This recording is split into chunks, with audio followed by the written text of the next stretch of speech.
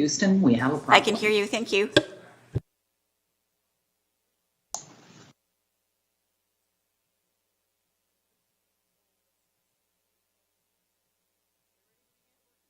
Mark, are you able to hear me? Or sorry, Matthew, are you able to hear me? Yeah, I can hear you all right. So have you been able to hear Patty? Can you hear me? I haven't been able to hear her either. Yeah, it looks like Patty's on mute.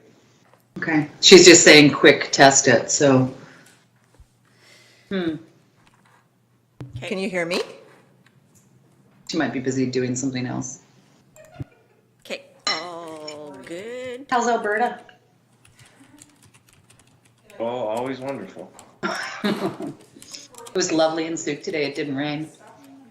I didn't rain here either. It was nice. No.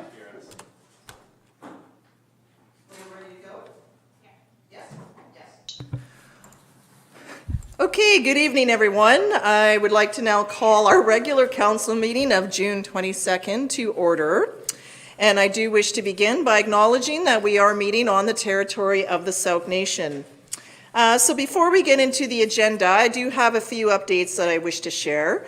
First off, to begin, on behalf of Council, we wish to recognize National Indigenous Peoples Day that occurred yesterday, June 21st, and to express gratitude to the Sauk Nation and the relationship that we continue to grow together. Also, June is indeed Pride Month, and Victoria Pride Week will kick off from June 28th to July 5th. And I'm pleased to share that for the first time in our Sooke local government history, we will proudly fly the rainbow flag. And this is all in accordance with the flag protocol policy that this council adopted back on September 30th, 2019. In terms of Black Lives Matter, the demonstrations held in Canada and in particular the US have touched all of us. And while we haven't released a statement of our own, I am proud to share that the policies, attitudes of both our council and staff is one of inclusivity, kindness, and compassion. Such is shown, for example, in the flag protocol, where it reads that the district reserves the right to reject any application and/or flag that does not comply with district policies or bylaw, espouse racism, personal discrimination, violence, or hatred. So having these in recent policies, as well as our own bullying and harassment policy or code of conduct, just really demonstrates the path that the district is on, and that is into a bright future for all of us. Myself, having endured acts of racism since kindergarten, I find it to be a challenge sometimes to speak about it, and so I wish to thank those that have the courage to speak up and to act and to stand for others. In my experience serving as a councillor, even as a mayor, there's been comments tossed out to me, while many others stood by observing quietly. It was all just a joke. Don't be so sensitive. You need to grow a thicker skin, was sort of the attitude that was displayed at that time. And so with this council, and certainly many in our community, I appreciate those that are standing up and speaking out against such inappropriate behavior, and those that are starting those uncomfortable conversations that have us all thinking for a brighter future together. As for COVID-19, the disease remains a threat to all of us. Together, though, we can find a way to keep it away and to keep all of us safe. So many thanks to our staff and council for the support as we work to find ways to keep our community safe and district operations going. You are likely aware that the province is seeking input on the recovery from BC residents. Slowly and steady, we are even seeing a number of our own local businesses finding ways to open safely. Our local farm community, farm market, Chamber of Commerce, Region Museum, community economic development stakeholders, Sooke Region Community Health Network, and so forth continue together to navigate these extraordinary times. A recent highlight included the expansion of the West Coast Medical Office. This is exciting news for our community, and I wish to thank the health practitioners for their efforts and advocacy for so long.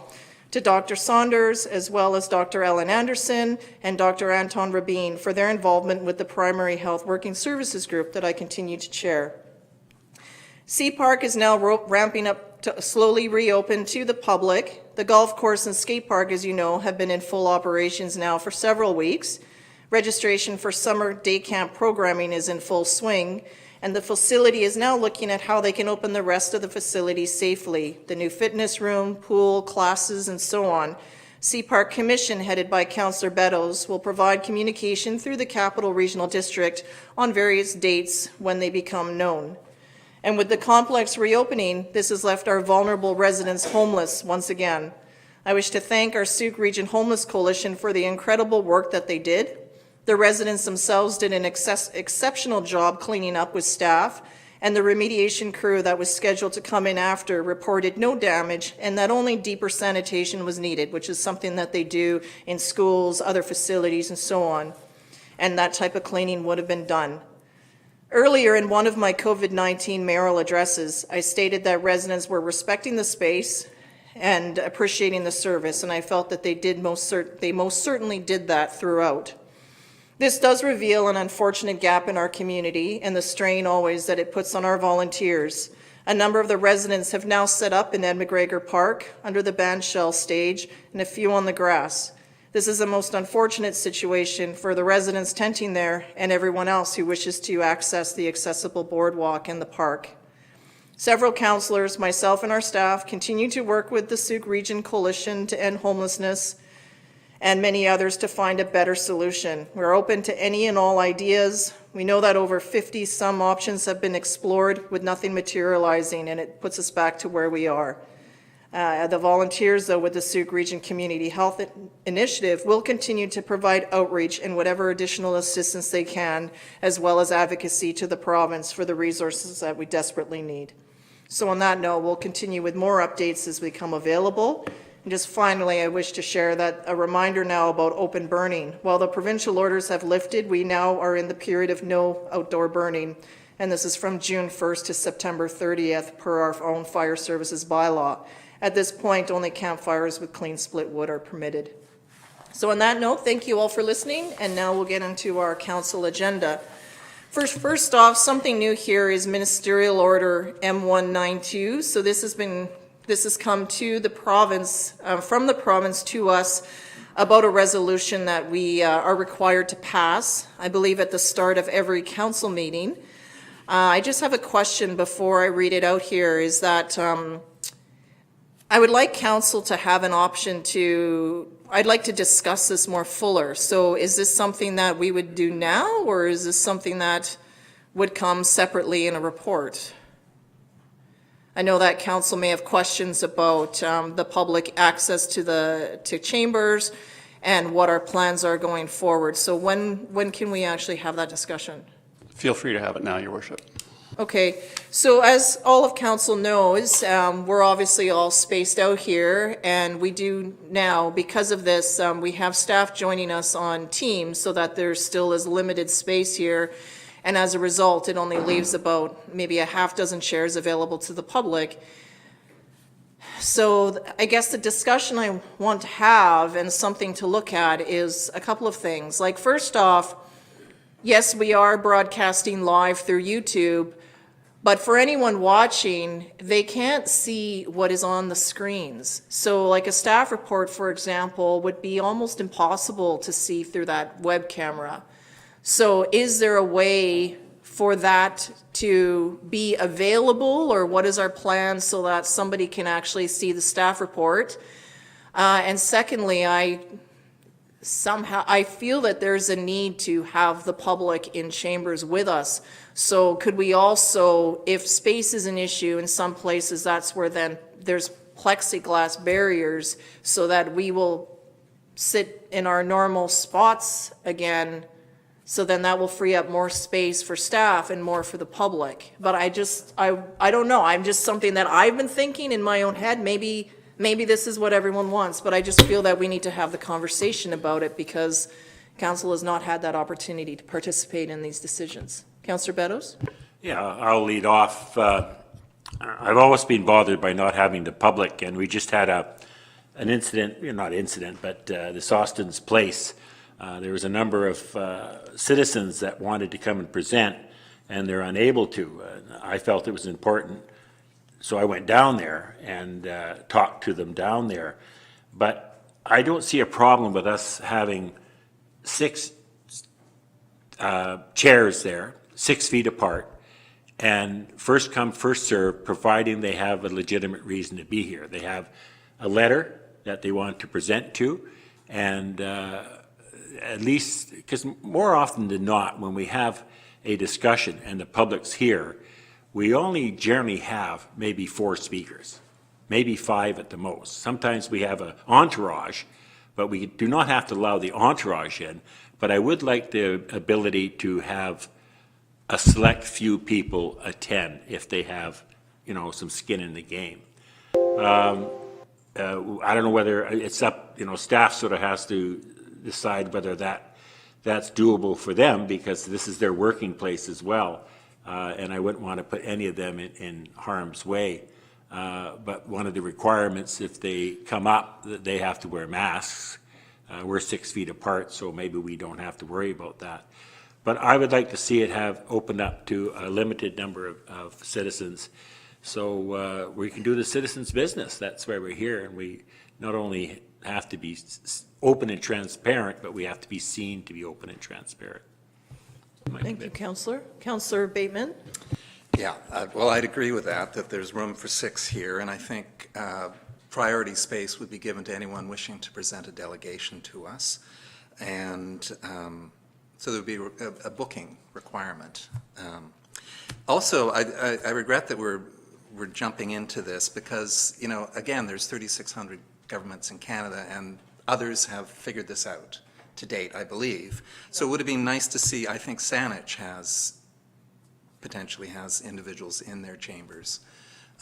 They may have a larger chambers, I don't know. But yeah, I think it might be worth a high-level staff report to give us some ideas for next council meeting. Thank you. Other Councillor St. Pierre? I would agree with both Councillor Bateman and Councillor Beddoes. I know that often we only have 1 or 2 people in chambers from the public, and I think those people are also important. They represent and they help us get our job done. One thing that I have noted, though, is that we had presentations from Mr. Sundenberg for the STEP program, and that's not very different from a delegation from the public, and we could potentially have delegations through Zoom as well. I don't see why that wouldn't be permissible, but maybe staff has some technical reason why that wouldn't work or some legal reason why that wouldn't work. But I would like to explore the possibilities because I think it would allow us to get on with our work. And part of our work is actually receiving delegations so we can inform ourselves and know what's going on out there. Thank you. Councillor McMath? I agree with all of it. I just, I'm uncomfortable with limiting the numbers because first come, first served doesn't always mean that like the strongest or the most pertinent speaker comes to the front, and it's hard to sift through who's the most adept for the topic. So I'd rather look at some options with a larger space that we could host a meeting so that everyone could attend, or create some sort of structure and process where people can line up on topics outside and then be called in. Yeah, so I think, like, we'll pass the resolution, like, because that's something that we need to do. But I would also like just some information in terms of what is sort of transpiring. There are members of the public that may feel uncomfortable attending or may have a cold, and there's an item that they really need to speak with, but they would need to self-isolate at home. So how can they onboard onto the system? So I know that I've heard that there's some information I have that the rest of council doesn't have. So like our teleconference system only allows, I think, for 6 spaces. And then some of the other webcasting pieces, but there has to be a way, and this is where the technology, I can't make it work in my head, where if people are on Zoom or MS Teams presenting to us, how does the webcast pick that up? We would see them on the screen, but then what is the piece that makes it visible to those at home, and how can we reach those people in? And then also, if there is something, I sort of thought, like, could we look at booking the EMCS community school, because then you could have council on the stage and then the audience spread out in the theater. I don't know if that is an option at all, but it would put us more, and I don't know how the video feed would work, or I guess someone would have to stand there and upload it off their phone. Like, that's where the technology escapes me a little bit, so there's a need for more information. But yes, this is something every local government is trying to solve. And this came out because I think there are some municipal councils that are closed, that aren't webcasting out, that aren't broadcasting out, and then therefore the public is concerned about the transparency because it's essentially closed meeting. And this may have been what had this item come forward. And others, it's no, you know, others say their chambers are large and everyone fits in and they don't have any members of the public come, rarely ever, or the one person. It just depends. Everyone's different and everyone's using different technology. Like no one's using the same iCompass. Everyone's on something different. That's what makes it challenging.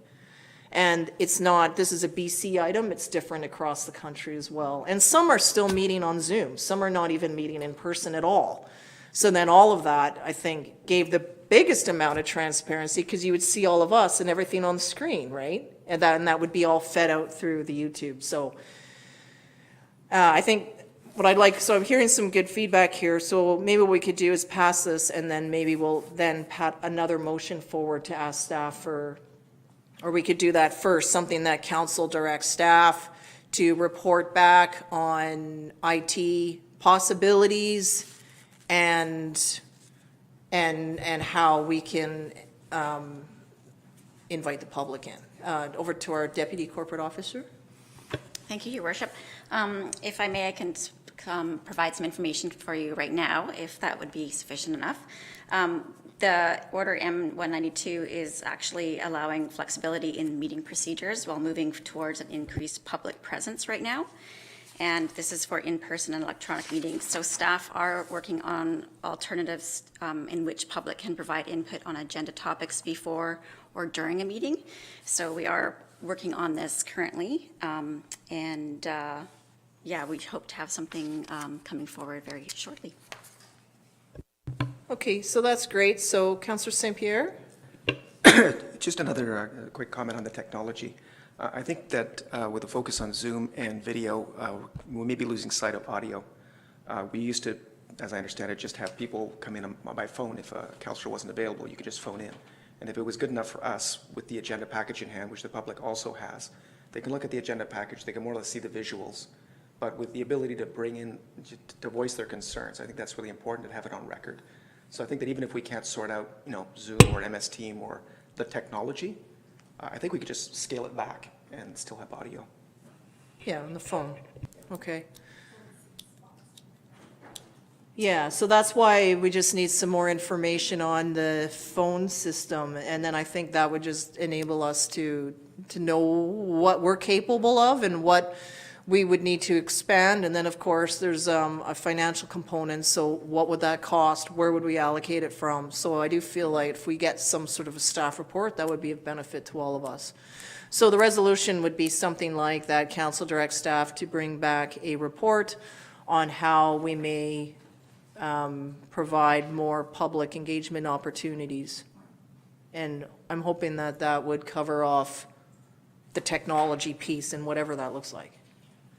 Would someone, do you want me to move? Councillor St. Pierre move it? Sure. Councillor Beto second it. Is that everyone clear what I just put forward as a motion? Okay. Any further discussion? Councillor Beddoes? I really like Councillor McMath's idea. That could be something that'd be workable. I hate to say this in public, but yeah, if you had him waiting downstairs and it's nice weather now, and you could call, say we've got room for two, up you go, present, and out you go. So yeah, I like it. It still helps, so like if there is someone that just wants to observe council that doesn't have anything to say, but they want to ensure we're doing a job, they should also be able to come in and sit here and observe and whatever. I'd like to look at that a bit more. Okay. Anything further, staff? You're clear to our CEO on what we're asking for here? I understand the goal is to have more people present physically, is what I'm hearing. Physically and or through technology, what options do we have that we could do? We kind of need to look at both. Councillor Bayman? And just to be clear, a report is coming. That's our Right, motion. okay, so, right, but we also heard that a report is coming. So our motion is in fact predated by staff activity. I didn't know that there was a report I thought we coming. just heard that from our, did we not hear that? Through your worship to Councillor Bateman, just that something will be resolved in regards to the technologies and allowing public participation. Didn't necessarily say there was a report, so this is great that we Okay, have this. good, thank you. Okay. All right, so I'll call the question. All those in favor? Opposed? That's carried unanimously. The next one is the motion here that council is holding this meeting without members of the public in attendance in accordance with the Ministerial Order M192, as council chambers does not have the capacity to safely accommodate the unknown number of public participants wishing to attend, and that council is committed to ensuring openness, transparency, accessibility, and accountability through the submission of written comment and the provision of live and recorded broadcasts of the meeting. So look for a mover by Councillor Bateman, seconded by Councillor St. Pierre. Any questions on the motion? Seeing none, all in favor? Opposed? That's carried unanimously. Okay, so next is approval of the agenda. So looking for approval with the inclusion of the supplementary information in the yellow pages. Moved by Councillor St. Pierre and seconded by Councillor Beddoes. Any questions? All those in favor then? Anyone opposed? That's carried unanimously.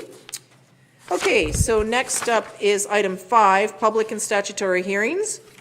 So these are the written comments submitted to info@sooke.ca prior to noon on Monday, June 22nd, and they'll be read aloud and recorded for the public record. So the first one here is 5.1. This is the development variance permit for 7216 Austin's Place. So we have the staff report, and I'll turn it over to staff, please. So, Your Worship, I do have our Director of Development and Planning on the line, Matthew Pillow, and I think he can hear us and will speak to the item.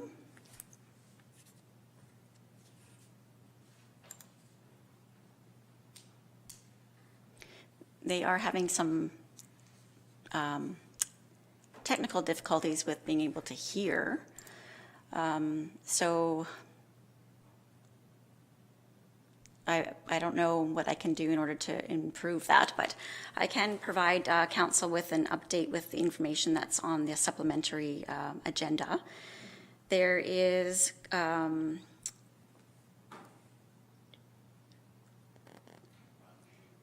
11, 12, 13, 18 pieces of correspondence. Of those 18 pieces, there were 4 that required council, or requested council, sorry, to postpone the variance permit decision. 11 were opposed for the development variance permit for 7216 Austin's Place, and 2 were in support of. There was also a petition that was included in the supplemental agenda, and it had 18 names on the petition, 10 who are already included in the opposed letters. So actually bringing the total of opposed, or total of opposed, yes, to 19. And if you have any questions for Matthew, perhaps I will just have to type them so that he can hear or answer them. So is that on mute? No, I'll put it back.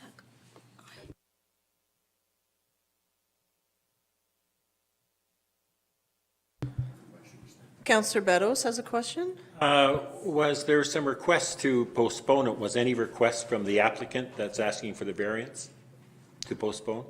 Yes, there were 4 people that had written in the supplemental But agenda. any of those for the applicant that asked for the variance?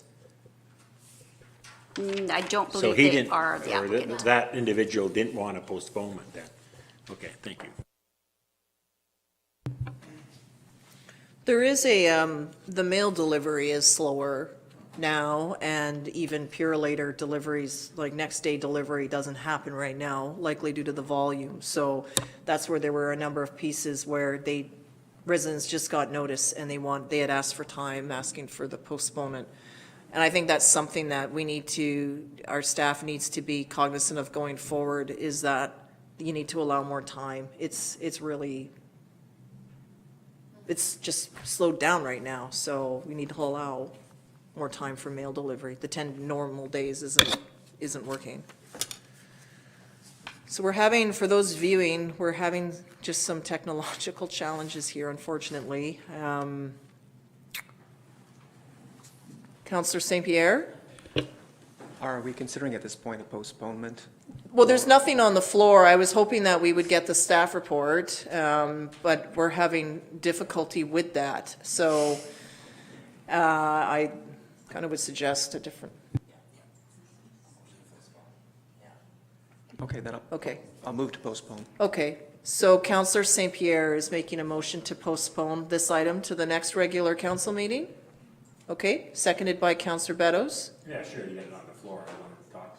Okay, so Councillor St. Pierre is the mover. Is there anything you'd like to speak on the motion that you've made? I have a few questions, but given that the technology is not actually supporting the report being presented at this point in time, and given that the residents had about 2.5 days, according to what I read, to actually respond, and there was already so many people that would like to actually potentially attend or have some input, I think that postponing could make a lot of sense in this particular case. Okay, Councillor Beddoes is the seconder. Yeah, I don't agree. One thing, the reason for postponing from the individuals that wrote it in was for us to have a longer look at development that affects other people's line of sight or aesthetics. And there was nothing that could be done without many, many months of investigation and a new bylaw about building and affecting somebody's it's not trespass, easement, and things like that. That's what they said, indefinitely postpone. And I can't say that I'm prepared to do that at this point in time. We have a citizen that has put a variance before us, which is his right. I don't particularly agree with the variance, but that's for me to debate with council and go ahead. So I'm not sure why are we postponing it? What's the reasoning behind postponing it? We've got, how many letters there? I think this is about everybody on the street. They've had a fair chance to make representation. So I'm not sure why. Why are we postponing it? Well, I think in the beginning, it was because we couldn't get staff on the technology working. So it was like, let's until we sort this out, let's postpone it. But it sounds like staff is now, it's working, so we can get the report, or let's table this. Okay, so let's just withdraw it for now, that this is working. Okay, so the mover and the seconder have withdrawn the motion, and now I'll turn it back over to staff then. Thank you. Pardon with the technical difficulties. We were unable to hear the beginning of the meeting, but I think what I heard was a little bit about challenges with technology. So it's good to see that we got this sorted out. Wasn't sure how much discussion occurred at the beginning, but with this report for 7216 Austin's Place, this is a development variance permit for an accessory building that's proposed to be located in the front yard of the property. Required side lot line setback is a minimum of 3 meters. However, the applicant is requesting a variance to reduce that down to 1.52 meters. Now, the reason for that, as you can see in the site sketch attached to this report, this property was developed a while back, and in the first site sketch, there is a detailed drawing showing where the existing dwelling is, as well as the driveway and the proposed structure. So the purpose of the variance is to locate this garage accessory building within an area that would not impact the existing driveway. If the applicant were to move this further away to meet the minimum requirement, the northwest corner would potentially impact that portion of the driveway that exists. So that is the reason that the applicant has submitted for a variance. The property is currently zoned as rural residential RU4 and is designated community residential in the official community plan. And in the RU4 zoning, it does allow for these accessory structures to be located in this area. But however, as I mentioned, the variance is required just to accommodate the existing driveway. The application was circulated internally and there was no concerns that had been raised during that circulation process. The application was also circulated out as part of the notification period to adjacent landowners, and a number of responses have been received and provided as part of the supplemental agenda package for public input. It should be noted that with this application, a similar application was provided for and approved by council last year on the parcel to the north. And as part of this process, if the applicant was able to meet the minimum requirements, a development variance permit would not be required and they would only need to go through the building permit process. So for that, that's the reason why this is before council today, requesting that variance from 3 meters down to 1.52 meters. That concludes my presentation. Thank you. Thank you, Mr. Paulo. Questions from members of council for staff? Questions? Okay, go ahead, Councillor Bateman. So the neighborhood context is not an issue for the district in considering a matter like this. Is that right? So with this process, we took a look at what was being applied for. And in terms of viewscapes as being one of the concerns that have been raised, there aren't specific guidelines around the viewscapes that would be observed by different properties. Looking at the form and character is in particular relation to the type of accessory building that's being built on the property, and if it is similar in design to the existing building on the property and similar architectural characteristics within the neighborhood, which the supplied sketch does appear to be the case. As well, in considering staff recommendation, again, if this did not require the variance, this could just proceed directly to the building permit stage without that development permit variance requirement. So that was another consideration in the nature of the amount of variance required to the side lot line. So in your experience, communities that have zoning bylaws, do they in fact have clauses that would allow the community context or neighborhood context to be part of a decision?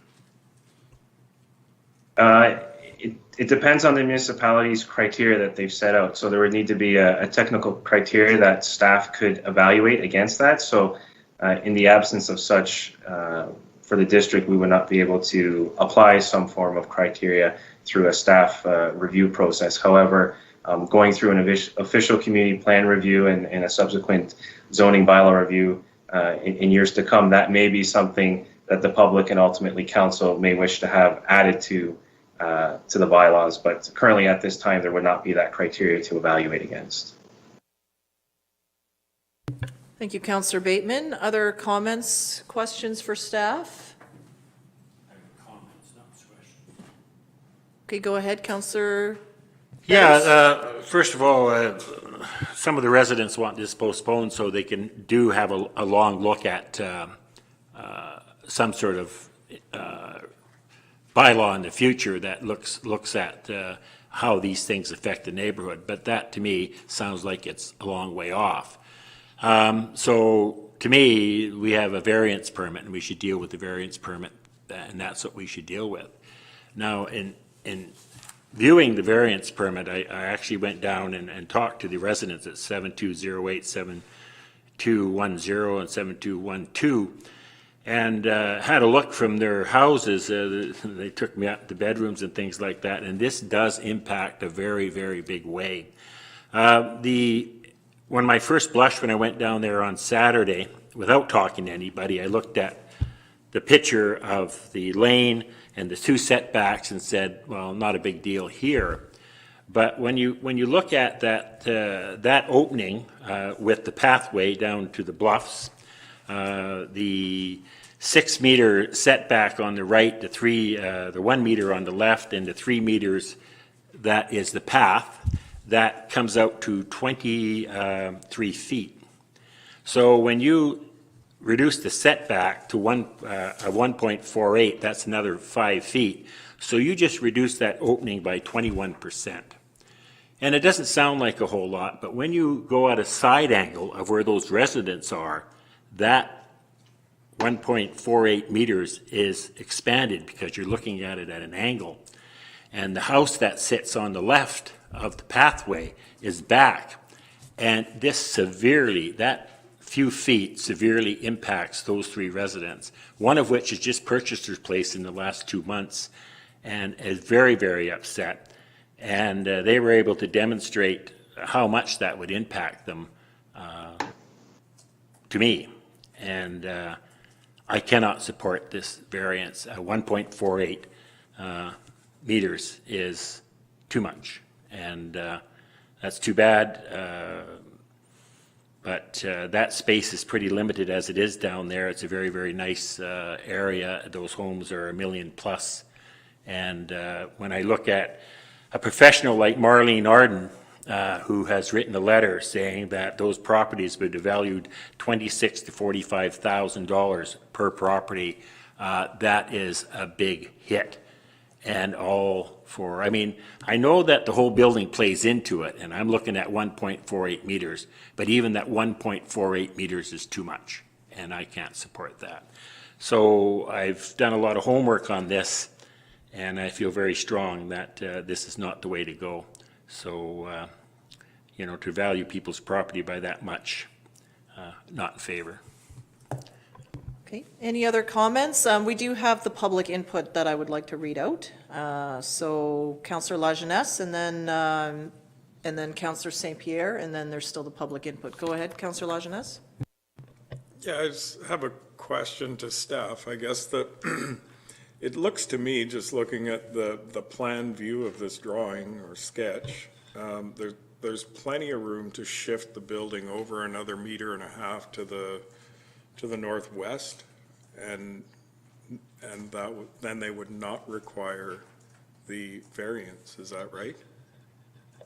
That's correct. The reason for the variance is to accommodate the existing driveway. So if they were to meet the minimum 3 meter side setback, then they would have to alter their current driveway design.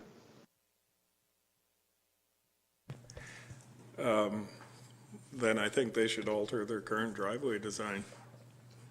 Okay, Councillor St. Pierre, I believe. Thank you. I would agree with Councillor Lajeunesse on this one, for sure. But I was curious why the variance was actually supported by staff. Normally, when we get a recommendation, maybe not on a variance, maybe that's the difference. We'll refer back to specific portions of the OCP and so on and so forth, but I don't know. Is it simply that it's actually legal to request the variance and that for all other intents and purposes, this would go ahead with a building permit? Is that the idea? Through your worship to staff. That's essentially correct. Based on the 3 meter minimum requirement, if they were able to meet that, as you had said, they could proceed to the building permit stage. Therefore, understanding the applicant's request for the current driveway design, staff was putting forward a recommendation to support that. I would also like to add a few comments. One is that I'm unclear why a second garage 23 feet high would actually be needed, but I'm curious. So that's just a curiosity. The previous variance that was permitted, they were using it for work, so I was just curious what this was about, because they're looking for a second building, and it's an outbuilding, but I'm highly in favor of creating employment and economic development, so. But having said that, I'm curious also, and this is through your worship to staff, whether, or maybe this is through your worship to Councillor Beddoes, whether or not, if they move the building as suggested by Councillor Lajeunesse, whether the viewscape would be similarly impacted, or whether or not they would continue to be able to keep their sight lines. Councillor Beddoes, go ahead if you wish. The answer to your question is yes, they would still be impacted. Not as much, depending on the house. The one the farthest back, less so. The one closest, more so. I would like to, if I had an opportunity, deal with actually build the building, but that's not what's before us tonight. What's before us tonight is the variance. So the answer to your question is yes, it still would impact. somewhat less, and I'm not so sure the applicant would want to, with the moving a driveway and the thousands of dollars in electrical, maybe he doesn't want to proceed with it. But that's not the reason why I would turn it down. 1.48 is just too much. But your answer is yes, they'd still be impacted by the building, no doubt about it. Follow-up, Councillor St. Pierre? And just a final question or comment. Would be around, good Lord. Given that they're going to move ahead most likely with a building regardless, we don't really have any means as a district or council to actually prevent those types of buildings from being put in place or to protect people's sightlines. And my impression is that we've got a conflict here between what is this council's actual job and what's the district's job. This is fairly straightforward in some ways because Councillor Beddoes has pointed out, these things are happening. But at the same time, we don't actually have the tools, I feel, to protect people's sightlines and to protect people's real estate values. We have to make decisions for the best of the public in the long term. And I'm not sure how that plays out in terms of maintaining aesthetics in a neighborhood which does protect those interests. But I'm curious as to what answers there might be for those types of questions.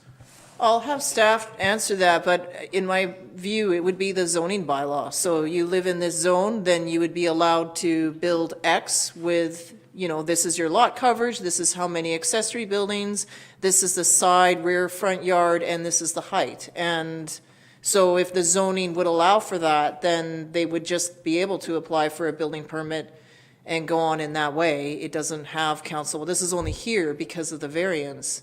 But that would be the tool. So you or I or any of us could put a shed in our yards, but I wouldn't be able to put 10 sheds in my yard, or, there's only so many, or if you renovate your house, you can only do so much to cover the lot. So that would all be covered by the zoning bylaw, which is kind of in order for the building permit to get approved, they would have to conform to the zoning bylaw, and then our inspectors would go out and make sure that it's X, Y, and Z. But I'll have our staff chime in further. Another tool could be a restrictive covenant that is signed amongst the group that wants to have that restrictive covenant. So in this case, it could be the strata corporation or the members of the strata. And that takes it out of our hands, and it's something that is a civil matter between those that have the covenant on their title. But you couldn't put a restrictive covenant on someone else's property without them agreeing, though, couldn't you?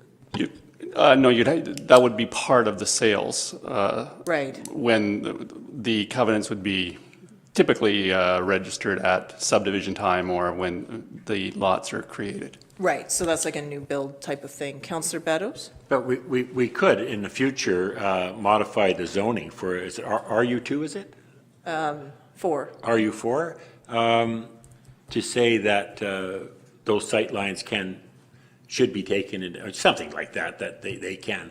That's something that we can do. Yeah, and that's where our staff said that Yeah, that would all be part of the OCP discussions and getting the feedback on the protection of view corridors and how you Yeah, adjust yeah. that, and then the zoning bylaw would follow. Well, I think it's with something that. that's desperately needed, because there's a few other instances that have come before us along those lines too. I think of one down Keltassin that is pretty upsetting. But yeah, sure, if staff can have a look at that possibility, I'd be more than happy. Yeah, that'll come up in the OCP. Council, go to Councillor Bateman. Yeah, so a number of us have been to the property, like you, Councillor Beddoes, and clearly a garage, even if it is within all the correct, it follows all of the regulations, will still be a major issue for those 3 homes. They will lose their ocean views entirely. And as Councillor Beddoes says, they'll all be taking a major hit. So I know that we as a council currently, minus a technical review for staff to follow through on, and short of our new zoning bylaw, which will bring us into mature community status where things of this sort would have a more subtle approach, I would think. I would hate to see us leave those 3 homes in particular, and all the other people who've written in to us, subject to the rightful, lawful will of that homeowner who who can still erect what is effectively a honking great garage. And I'm sure it'll be a beautiful garage, but it will still be a major issue. And as our constituents here have written, there are a number of other issues related to safety along that pathway, shading of the pathway. So I do like one of the correspondents here, Mr. Waugh, has recommended that we postpone applications, this application and applications of this kind, put a moratorium on them, that adversely affect neighboring viewscapes until appropriate policies are in place. So that would be circa 2022 when we have a new zoning bylaw. So. But I'll just add, though, I don't mean to interrupt you, Councillor, is that we could do that, but anyone could still build what their zoning allows them to build currently. Even with a moratorium. Well, if you postpone this types of applications and someone wanted to build what they are allowed to build in their zoning, it's the variance that we won't see. They could still build what they are, what they own on their property, the zoning that they own on their property. Key words here were adversely affect neighboring viewscapes. So in a situation where the neighbors rise up as one and say that this is not working for us, that would be a moratorium on those kind of applications. Okay. Councillor McMath, and then I do want to go to the public input because you've spoken twice. Remember the two limit? Councillor McMath, three. Three pieces. So there's, if through your worship to staff, if you could reach out to the people that have reached out to you in regards to what their tools are going forward, regardless of the end decision of this variance. So the strata solution, the broader stroke on restrictions with view sightlines and things like that. If you can help educate them, that would be, I think, incredibly helpful to them.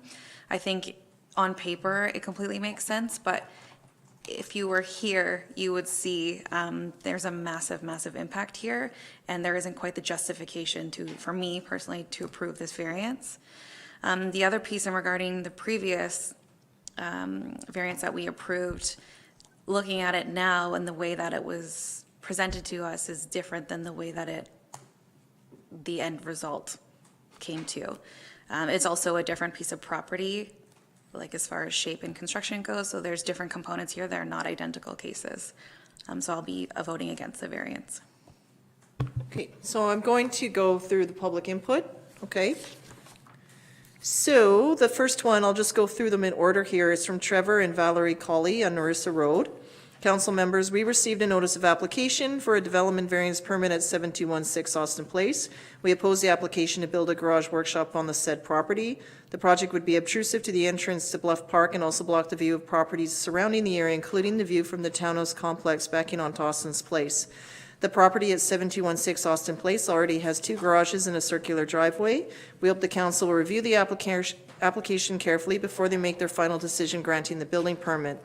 We also would like to mention the structure next door to this property at 7214 should never have been approved for blocking the views of their neighbors. This was also opposed by neighbors but seemed to have slipped through on a second reading. So that was the first one. The second one is from Sally Manning. This one here, dear councillors, please postpone the application for the DVP at 7216 to a future meeting. Although the variance notice was mailed on June 11th, the residents in the affected neighborhood did not receive it till Thursday, June 17th. While I understand that the district is required to give 10 days on such an application, I believe that because of Canada Post's slow delivery, perhaps due to the current pandemic, that we as residents who are affected by the variance request have not been given sufficient time to respond. I'm including correspondence with District Planner Tanisha Everts for your reference. Thank you for your consideration. I look forward to hearing from you at your earliest convenience. And then there's an email exchange here. Second. The next one is from Paul and Ann Roy. We're sending the attached letter and photos in support of our application. So this writes, We are wanting to build a garage. We made the variance application to build the garage closer to our hedge. Some of the reasons for these are to get away from the electrical and other services buried on our property, to move away from our driveway, and also to match with our home and garage next door at 7217 Austin's Place, which also has an improved variance. This would appear more balanced and more aesthetically pleasing and give us room to plant shrubs and trees around the building so it doesn't look out of place. Our lot is large and our house is situated near the back of the lot. We have a large empty space at the front which is not being utilized. There is enough room there for the garage, and the garage will be engineered and architecturally designed to fit in with our home. There is controversy. There are a few neighbors in the strata that are saying that our garage will impede their view. Our hedge is 6 feet from our home, is 10 feet tall, and is next to the path. There is 6 feet of view space between our 3-story home and the hedge, but there are 3 growing fruit trees there already. We'll include some photos of where we would build the garage and some photos of the view between where we plan to build and some of the neighbors' houses. There are already large trees blocking their view of where our proposed garage would be built. The view of 7212 Austin's Place should not be affected. There have been variances approved to the owners of the properties on both sides of us. It is difficult to make improvements to a view lot because a lot of people have a periscopic view and are afraid they might lose it. 2 suggestions were made by neighbors that are against our proposed garage. One suggestion was to expand our current one, which is not possible as there's not enough room on that side of the house. The others was to store vehicles elsewhere, which is not acceptable to us. We invited the people in our strata to come and see where we are planning to locate the garage, but there was no interest and no one came. Thank you for considering our application. And then we have different pictures. The next is from Dr. Elizabeth Lang. Please fund my attached letter opposed to the development variance.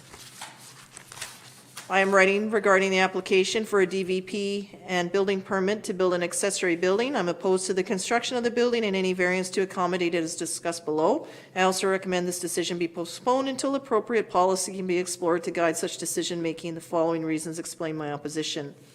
Personal investment, the property in question and the proposed building impact at least half the strata homes in terms of blocking their viewscape. We purchased our home at this price. We did largely for the viewscape. Our real estate agent has confirmed this is a proposed building would definitely affect the sale of your house. She indicates that the impact of such a building on the site will reduce the resale value of our home by a minimum 13% or $26,000 or up to 20% or $45,000 in the current market. She confirms that premiums paid for view lots and other Sooke locations go anywhere from 24 to 37%. The letter from Marlene Arden at RE/MAX is attached. She has also provided us with a set of comparables in support of the estimates. Community safety, the building in variance is planned to be built right beside the public walkway to Sooke Bluffs Park, essentially creating a tunnel. If I sat on the Strata subcommittee that has been examining the safety issues related to the pathway for several years, we've seen loitering, evidence of drug and alcohol use by homeless persons, prompting ongoing discussions and decisions about maximizing safety and minimizing risk for all who enjoy the public space. Paul and Ann Roy, the owners in question, have been keeping the hedge lower. This keeps the pathway visible enough to many neighbors so we can monitor activity. The proposed building would block visibility and thus compound the safety issues. 3, integrity and dependability of neighborhood design. We are attracted to purchase in Sooke, particularly in this location, given a well-established neighborhood, thoughtful design of lots to take advantage of local beauty, size of lots, preservation of greenscapes, and underground utilities. As this is an established neighborhood, it is assumed that no new buildings would be erected which would detract from the original spirit of design in which this neighborhood was built. Those of us who live here full-time have made Sooke our home, involved in the community, wish to preserve the integrity of our neighborhood. This non-essential building would block views of even the main residents, violating the original architectural guidelines for the area. 4, need for policy. When residents in a community illustrate a lack of consideration for others and that a lack of consultation and willingness to mitigate impact, there ought to be a policy that can guide and mediate the interests of such community members. I am expecting that other municipalities, communities such as Saanich and Oak Bay must have policies that guide development in a way that maximizes benefit for all, including location and height of buildings, viewscapes for as many people as possible, safe access to public property, and adherence to the aesthetic design of the neighborhood. I strongly recommend that this decision be postponed until there's been a reasonable time to explore these possible policies that can guide development in Sooke overall, so that our community is an enjoyable place to live and continues to be attractive to potential newcomers. It is not a strong selling point for a municipality that the benefit of one outweighs the detriment to many. 5, community relations is key to public safety. As part of my work on the Strata subcommittee examining safety issues, it was clear research that one of the key elements in neighborhood safety is good working relationship in a neighborhood where citizen volunteers show ownership for their shared locale, work together and with other agencies to prevent various levels of crime, work together to maintain common use areas, and work together for disaster preparedness. For the most part, our neighborhood has worked well on these fronts, but such a divisive issue was seriously limiting the ability of the strata to work cooperatively in the future. This would be a loss to community well-being. I'm happy to provide supporting documentation and research of this request to deny or at least propose for the foreseeable future this building permit development variance until appropriate policy research has been done. Thank you for your consideration. There is the letter for Marlene Arden, which is part of that submission. So I think I'm not reading out sort of the attached pieces. Would you like any help with the reading? So far, I'm good, but thank you. Yeah. This is from Jeanette Champagne.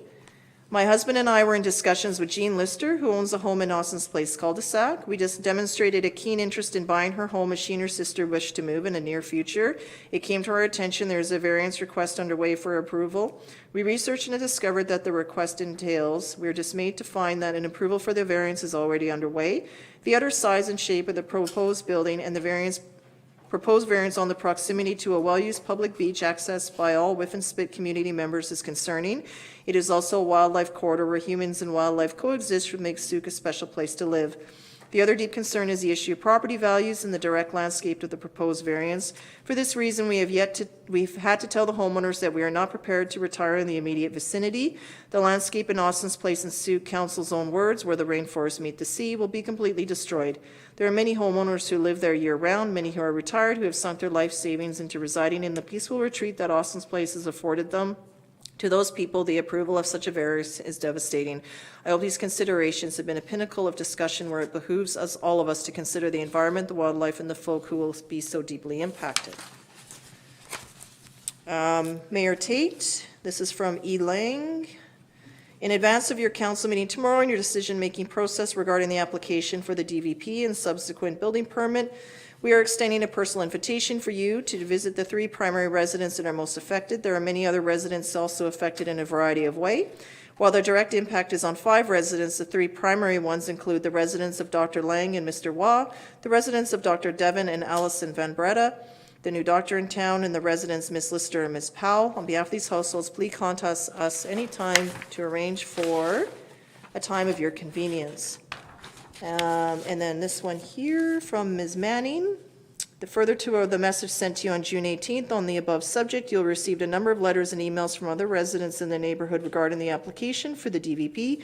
It should be exceedingly clear to you by now that the residents in the neighborhood written to council are not only against the above noted application, but also against an idea of a garage being constructed in the front yard of the lot in question. While it may not be required for staff to physically inspect a site requesting a variance, might it not in some cases be wise to do so? At the very least, wouldn't it be advisable to look at Sooke's aerial photos of the lot in question and neighborhood before stamping the application good to go? For your information and review, I am including a file which illustrates the area with the proposed garage, showing the approximate size location of the subject garage in relation to the other homes. It's easy to see the attached aerial view photo from the proposed location of the construction of the garage is totally inappropriate for the neighborhood for several reasons. It would no doubt create a wind tunnel along the path. While none of the residents expect to have full view of the water when they purchased the home, they did reasonably expect not to have the existing views of the water obstructed by the construction of garage, whose roof rises to a 2-story level of 23 feet.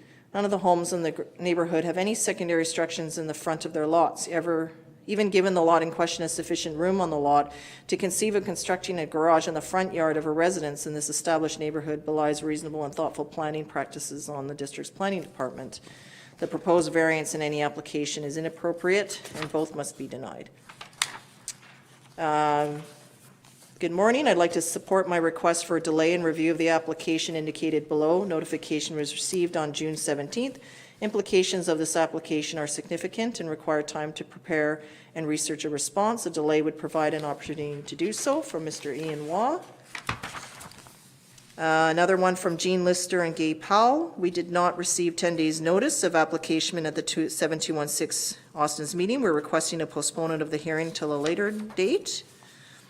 Another one is, don't know where it's from, but it reads, in regards to the garage, in the registered building scheme of 99, each of the strata properties are described as being required to have a double garage, not a triple. In 2019, a request to the Sooke Council by Bjorn Grenberg and Lena Sawyer for a variance to build a third garage was granted, setting a precedent for the variance. A first precedence was achieved earlier by the Brink Schultz for lot 7217 by an earlier council. The whole idea for development and design of Strata Plan VIS 4907 was to provide views of the ocean for the Strata homeowners for their use and enjoyment. With the granting of the above two variances, a large swath of the view is lost. With the anticipated construction of a new garage on the front lot of 7216, the entire view will be lost. One question is, does the new garage lie within the maximum lot coverage? The city bylaws are there for a reason, thus the granting of variances can be essentially a violation of the rights of others and should be taken seriously by city councillors with care not to be swayed by money, power, and aggression. In this case, the violation of homeowners' rights lies not in the granting of the variance, but in the right to build and therefore block forever the view of the ocean. I don't think any of us are ever swayed by money, power, and aggression, ever. I'd be surprised if that were the case.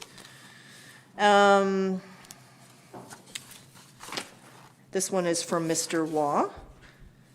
Thank you for the opportunity to comment on the application. The issuance of the development variance permit and subsequent building permit at first blush seems straightforward, as shown by the recommendation to approve the permit from the planning department. However, it is far from a simple rubber stamping, as it significantly affects the daily lives, financial well-being, quality of life for immediate neighbors, those who live on the street, and for those in neighborhoods nearby who benefit from the amazing scenery. To the applicant, who will retain their 180-degree plus ocean view, a workshop industrial-sized garage on their front lawn will make little difference. However, to those who will have to look at it in perpetuity, if the variance and most importantly the building is approved, it will be a permanent and shocking reminder of the disrespect for the rights of others, as well as to the wealth of the commons such as water view, beautiful landscape, harmonious neighborhood lots.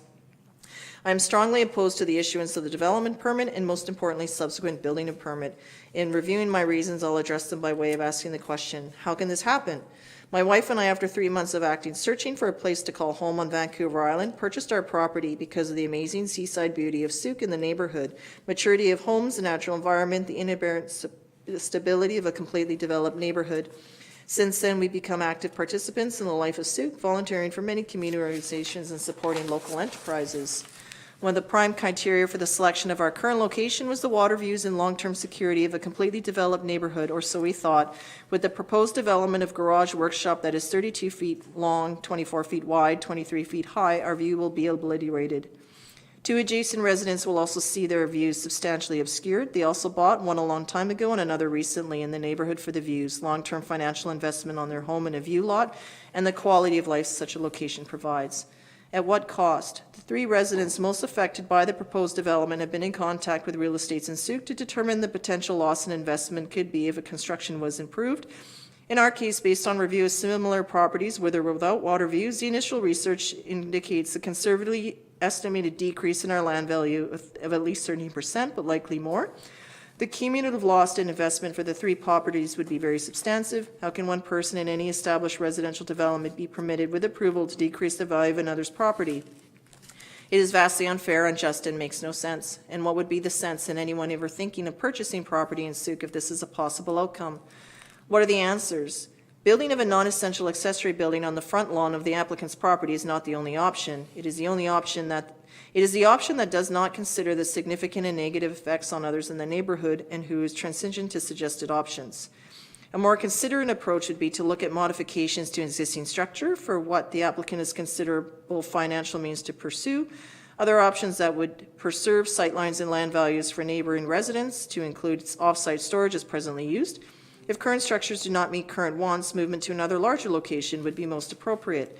The applicant could, in full consideration of all those affected, remove the application, then provide an alternative solution that meets their own requirements as well as the very valid concerns of the neighboring residents. This application in 4 days has caused more conflict and hard feelings in this strata than any other issue I'm aware of. Most of the permanent residents are deeply upset at the actions of one applicant that is only here on a part-time basis, often less than half the year while living in their other homes. Here or not, this structure on their front lawn, if approved, would be a permanent sore to all. It would be, sadly, a detested testament to the loss of a legitimate quality of life, financial investment, and beauty of place, for the many simple of the whims of one. For the residents of this neighborhood and the entire Sooke community as the district grows, I hope not. In closing, I hope the council will make a decision that considers the request and options available to the applicant while respecting and addressing the significant quality of life and financial concerns of affected others. Do you want to read the next one, Councillor Bateman? I just need a bit of a, I'm sure everyone is really getting tired of hearing from me. Please find attached my letter of objection to the proposed development variance permit. I'll do one and then we'll move them along.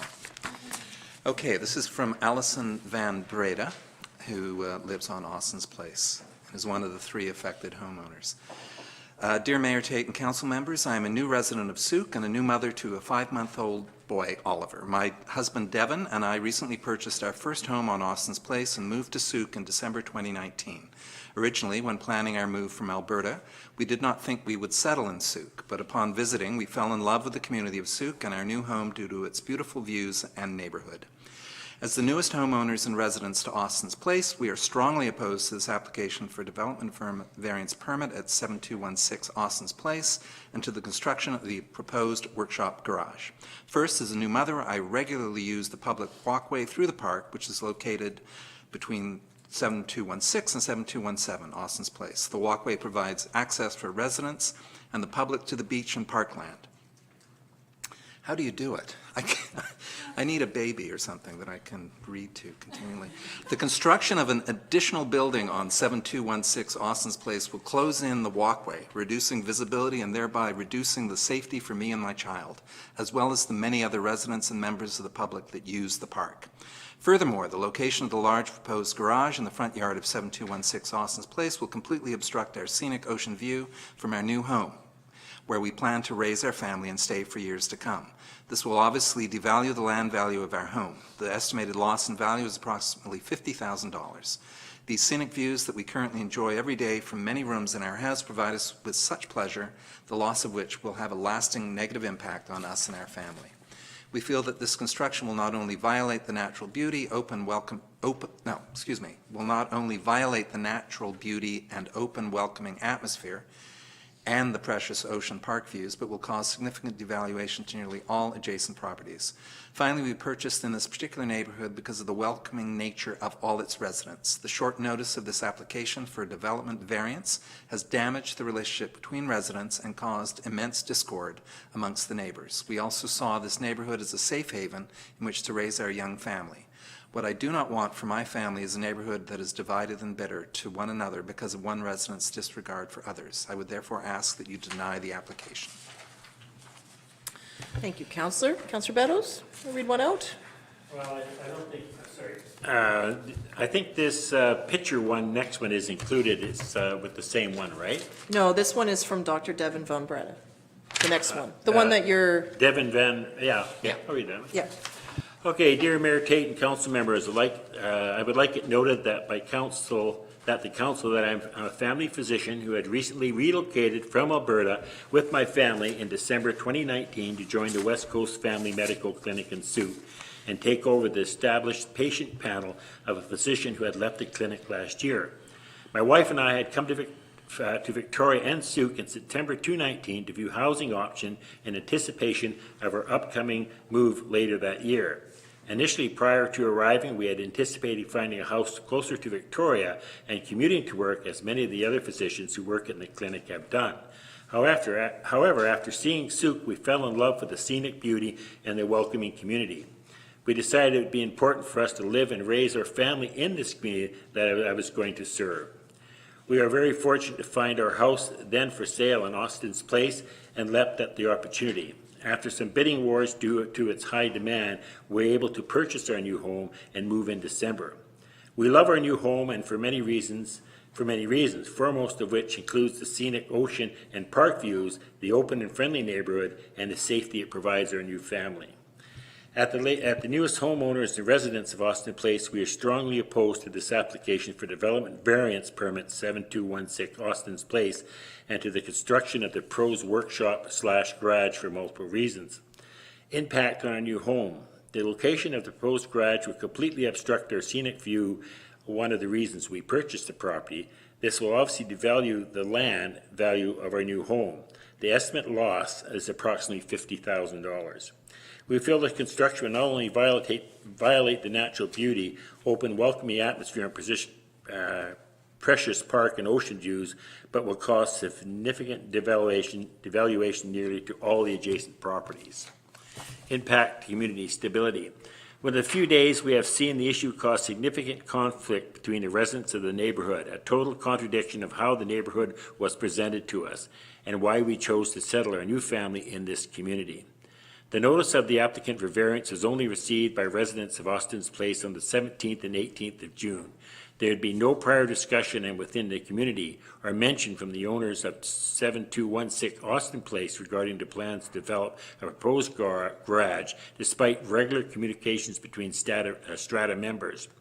It is obvious that this development would be a significant impact on the aesthetics and neighborhood and impact the scenic views of our neighbors, which should have prompted prior discussion. Despite the short notice given to residents, there has been an overwhelming opposition from residents to the in the neighborhood, not only to the variance application, but the existence of the building itself. The construction will have lasting effects on the stability of our neighborhood. Impact and cohesive design. The addition of 23-foot-high RV garage in the proposed location will negatively impact the curb appeal of 7216 Austin property. This is a stark contrast to cohesive design of the neighborhood. Many would dismiss the personal taste, however, and I'm sure you are well aware the curb appeal of a particular house can be negative impact the property value of the entire neighborhood in its immeasurable way. Impact on safety. The proposed location of the garage will effectively transform the public walkway to a beach and park between 7216 and 7217 Austin Place into a closed alleyway due to the adjacent building on 7217 Austin's Way. This will create a potential safety blind spot within the neighborhood. This can best be appreciated from the aerial photograph attached. This walkway is used frequently by residents and other members of the public. As a father of a young child, this is a particular concern. Environmental impact. It is my opinion that the construction guidelines, especially those close to proximity to the public parkland, should not be compromised without exceptional circumstances. This may create dangerous precedent and compromise the integrity of the surrounding area for ourselves and generations to come. The addition of a third garage for storage is not an exceptional circumstance. I hope there's not much more. Oh, yeah. The proposed construction will have exactly the same impact on the surrounding property sightlines and the evaluation of surrounding properties, whether it is construction with 3 meters on the side lot or the required 3 meters on the side lot line. There is other reasonable alternatives to the construction which would not have nearly as negative an impact on the residents. This could include modification or expansion of the existing attached double garage to accommodate the owner's need, moving the location of proposed garage to the other side of the property, or using off-site storage facilities. I would therefore plead with you to deny the application for development variance, as well as the subsequent building permit application to construct the garage in this location of the property. Sincerely, Dr. Devin Van Breda. Thank you. Councillor St. Pierre. I have water now. From Ian Waugh.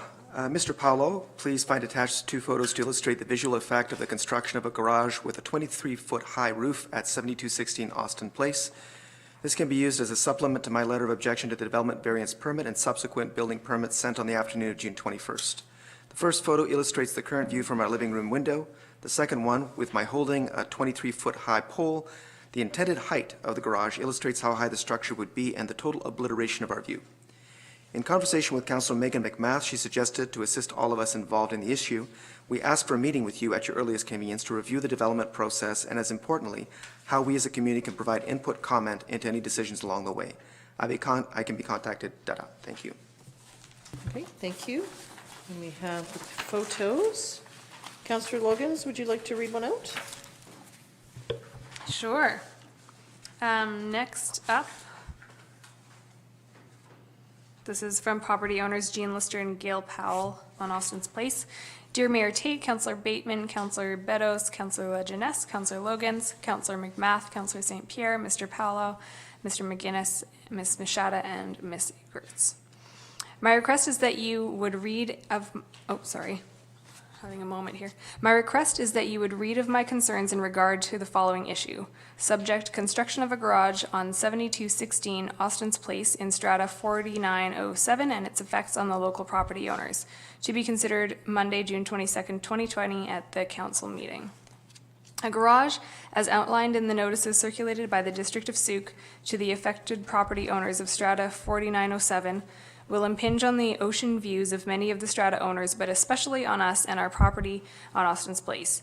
The ocean view from 7216 is 180 degrees. When we first purchased the property on Austin's Place, we had 3 views of the ocean and paid accordingly. A few years ago, the owners at 7217 won a variance to build a large house and an attached garage, which took away about 1/3 of our ocean view. Then last year, the owners of 7214, who already had a 2-car garage, won a variance, which we fought against at council, and built a 2-story garage in close proximity to our house, which now blocks all views of the ocean and all light from the west. We have lost sunsets all year long, which includes the silhouettes of the park property trees, which is phenomenal. This is a great emotional loss to us, to which the owner of 7214 said, "Sorry, but that's progress." With that, we lost another 1/3 of our ocean view. Their ocean view is 180 degrees. The owner of 7214 is now set to build a garage for 7216, who already had an attached 2-car garage, which will deny us our last ocean view as well as dearly devaluing our property. They occupy their 7216 property, this year accepted, for less than 5 months of the year as they journey south. The loss of the ocean view will be forever. The view of the ocean from their property is also 180 degrees. The property value for many of us in this strata will be greatly affected if the development variance is granted and if the building of the garage proceeds. My real estate agent suggests the loss would be a minimum of $50,000 for our property alone. The loss of quality of life for all of us would also be significant. Thank you for considering our concerns. Sincerely, property owners Jean Lister and Gil Powell. Okay.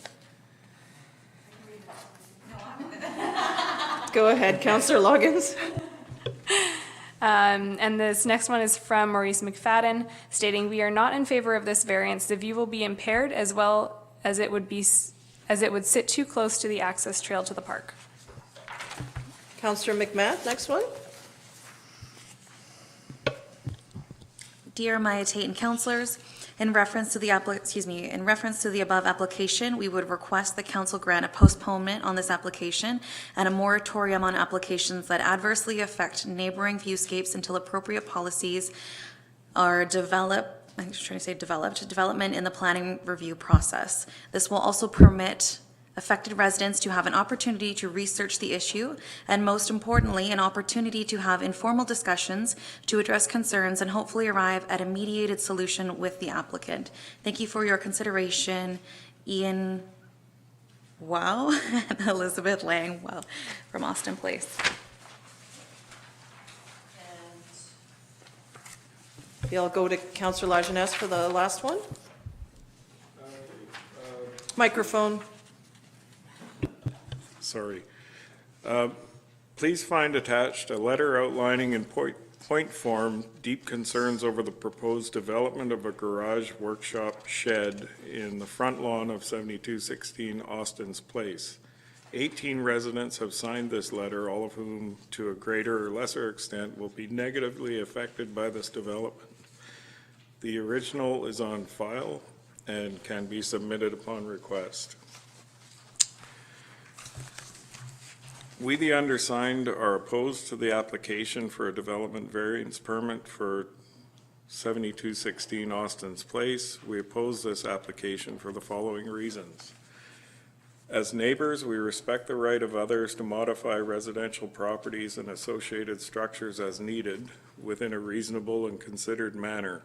A reasonable approach respects the integrity of the neighborhood as well as the rights of other residents and their visitors to enjoy the benefits of a stable, well-established landscape. The viewscape which attracted residents and which respects associated parkland. We have worked hard to respect each other's views, but this request for a development variance permit for the construction of a shed garage workshop violates most of these reasonable considerations. There are many alternatives to this application, essentially for a third garage which would not compromise the established setback from parkland, shared residential views, or neighborhood design. At the head of the cul-de-sac, this building would be one of the first buildings sited in heading down the street. Options could include off-site storage, modifications to the current attached garage, or the building of a low-profile addition adjacent to the current garage structure, which would meet all planning guidelines and respect all neighboring sightlines. Parkland setbacks should not be compromised. This trail to the park is heavily used all year by a wide range of residents, neighbors, and visitors. Yet this trail has also been the subject of ongoing safety concerns within the strata. Walling in the trail with a building would create a hidden tunnel, contributing to further to these concerns. Parklands are held in public trust for current and future generations, thus accessibility, aesthetics, and safety should not be overruled without substantial cause. Most of the neighbors live here year-round, in contrast to the owners seeking the variance. In discussion with several real estate agents, neighbors have discovered the property values will be significantly and negatively affected for many adjacent residents, some of whom recently arrived. Residents were originally attracted to this cul-de-sac because of the landscape, strata design, and viewscapes, which should not be compromised. The original neighborhood design preserved some parkland and provided an attractive open neighborhood design. Adding a non-essential building to the front of the main house significantly changes the design of the neighborhood and violates many of the reasons we live here. We are strongly advocating for the continuing stability of design and quality of life for our neighborhood, fundamental not only to our area, but to any neighborhood in Sooke. The application and the short notification period given to the strata residents has created significant and potentially long-lasting discord within the neighborhood. Insufficient time was given for residents to thoroughly review, explore solutions, and/or make their objections known. Based on these considerations, we're asking the District of Sooke to deny both the development variance permit and associated building permit. We hope the Council understands the profoundly negative impact of this proposed development on the many residents in the area and will deny these two permit applications. We understand the need for physical distancing at this time, preventing us from personally voicing our opinion, but if you will not deny the application outright, we're requesting postponement until councillors can visit the area, hear our concerns firsthand, and examine proposed alternative. All the undersigned thank you for your thoughtful consideration of this matter. And there are 18 signatures. Thank you, Councillor Lajeunesse, and thank you, councillors, for reading them out. I just feel that it's better to actually read them than to try to summarize, as if the public were here, they would be given the latitude to freely express their concerns. So I just feel that we need to carry that in mind as much as possible.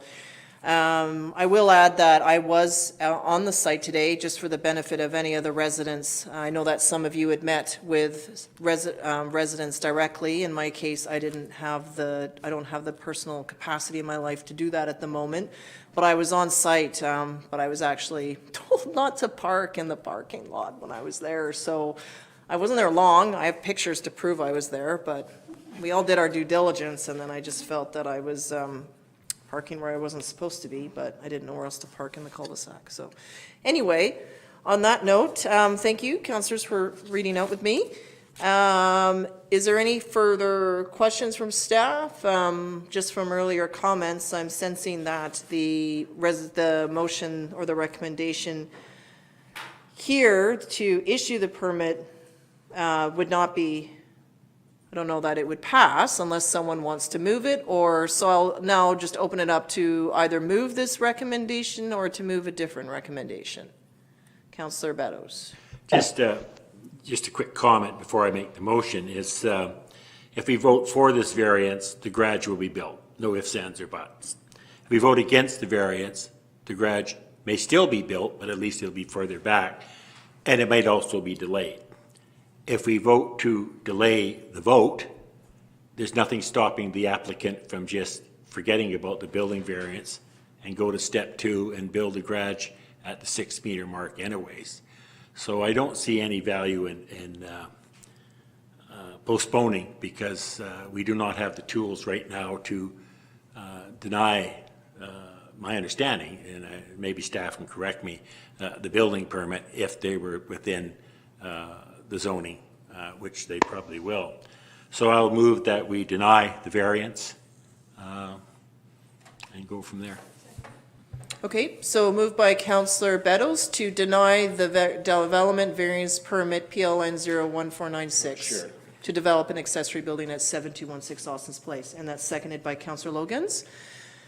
Discussion, just to Councillor Beddoes' point though, in terms of does council have a tool to deny a building permit or to put any restrictions on anything? If someone were to come forward, maybe not here but elsewhere, to do a building permit that meets the zoning requirements, they don't come to us, so I'm just asking, is there anything? That's correct. When there is a building permit that's applied for, staff review it against the zoning requirements, and if they meet all the required regulations of the zoning bylaw, then the building team can proceed with evaluating the actual permit contents itself against the BC Building Code to make sure that it meets those requirements, and then if so, proceed with issuing permits through there. So as you had stated, you're correct, you don't see those come before council as they're dealt with through an administrative process with the building officials. Okay, thank you. Councillor St. Pierre?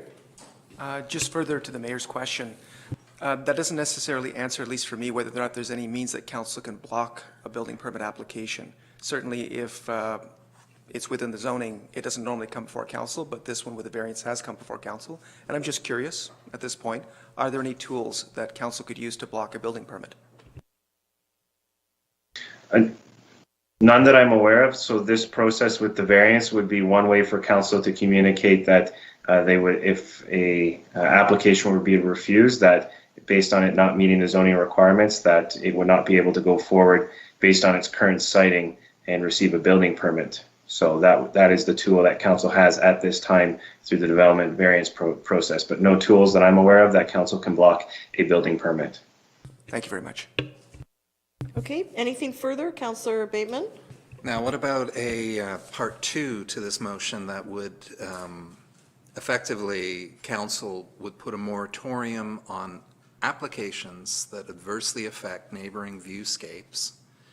And when we say adversely, we mean dramatically adversely affect neighboring viewscapes until appropriate policies are established in our new zoning bylaw. Over to staff. So my understanding is we need to evaluate an application within the bylaws as they are when the application comes forward. That's the legal requirement of the district. Okay. Councillor Logans? I was just going to echo what Mr. McInnes stated, that we can't postpone an application for a potential future bylaw change, zoning change.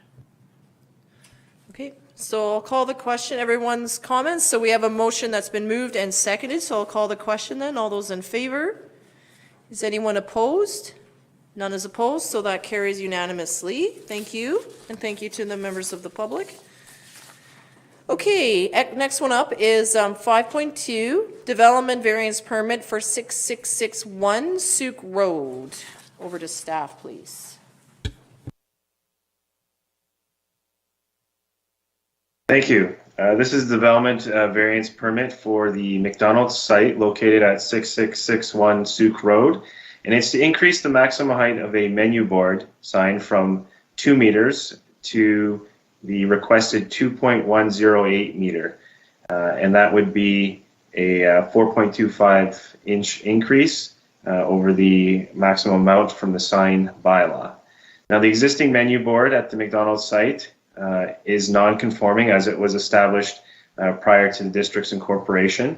And currently, its display area is 8.56 square meters, and as well, it's 2.4 meters high. So this request at 2.108 would actually be less in height than the current sign that's at the site now that is 2.4 meters in height. It's in the general commercial C2 district, and the use is permitted. As well, this height request for variance is the only variance requirement, as the sign that's being proposed meets all other sign bylaw regulation requirements. And the reason for this request is that the signs that are being created by the McDonald's business is created in a robotics facility, so there's a certain design template that they use when creating the sign, and based on that, there would need to be significant alterations. So this is a look at the sign that's being proposed, and it's very consistent with all other McDonald's locations that have been going through their refresh of digital design boards, which is commonly now being used amongst many of the fast food areas to accommodate quicker detail in changing the menu options, as opposed to the old roller signs that would have staff going out and turning the signs over. So with this, a smaller display area and a decrease in height over the current height of the existing sign that's on the property. However, the drive-through menu board still requires this variance because our bylaws currently allow for a maximum of 2 meters. That concludes my presentation. Thank you very much, Councillor McMath. I would like to move that council issue development variance permit PLN 01503 to increase the maximum height of a drive-through menu board sign from 2.0 meters to 2.108 meters for the McDonald's site located at 6661 Sooke Road. Okay, so that's been moved and seconded by Councillor Beddoes. There's no public input, so, as we know. And I'm just glad that it's actually smaller. So that's good. And it's time for it to be a bit cleaned up too. So that's something. So I'll support the variance. Anything further? Questions, comments, anything? Okay, all those in favor? Is anyone opposed? That's carried unanimously. Thank you. Moving on to 5.3, development permit with variance for 2365 Church Road. This report is a follow-up from the May 11th, 2020 item that had appeared before council, where there was a deferral of the decision for a development permit with variance for the purposes of developing a community facility at 2365 Church Road, and requesting of staff to report back with an alternate parking scheme, including increased parking for staff and parent drop-off and pickup spots.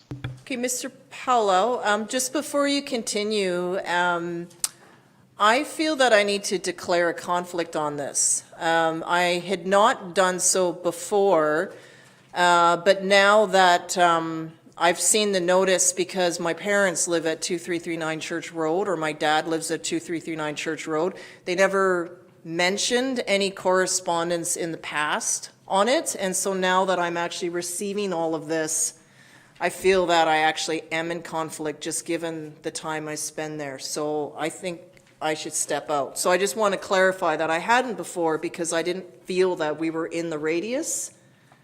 But now, when I actually read the documents, I clearly am. So I think just for that reason and the time I stay there, I should step out. So that will put our Deputy Mayor, Councillor St. Pierre, I'm going to hand it over to you, though you may want to stay there because I don't have the ability to sanitize this. Okay, so.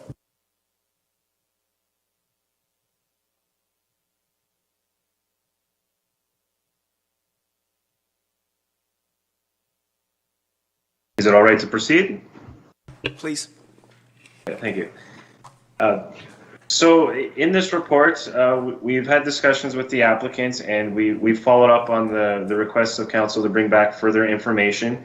And based on the parking requirements that were originally supplied for in the application, so with the initial application that was submitted, they did provide the required additional 4 stalls. However, as administration had mentioned, there was concerns regarding the parking scheme that was required to provide for those 4 on-site parking stalls. So I'll show what the concern was based on the attachment. So what you can see here on the screen in yellow is the sidewalk area, and designated in the red hatching are the conflict areas. So in discussions with our engineering group, there would be a sidewalk conflict created as a result of 4 parking stalls that would be backing out onto the street, as well as crossing over a sidewalk area. So this would create a potential pedestrian conflict with 4 parking stalls backing out, essentially 4 driveways, if you imagine it in that form, as well as then further backing out into the roadway and creating an additional vehicle conflict with vehicles coming back.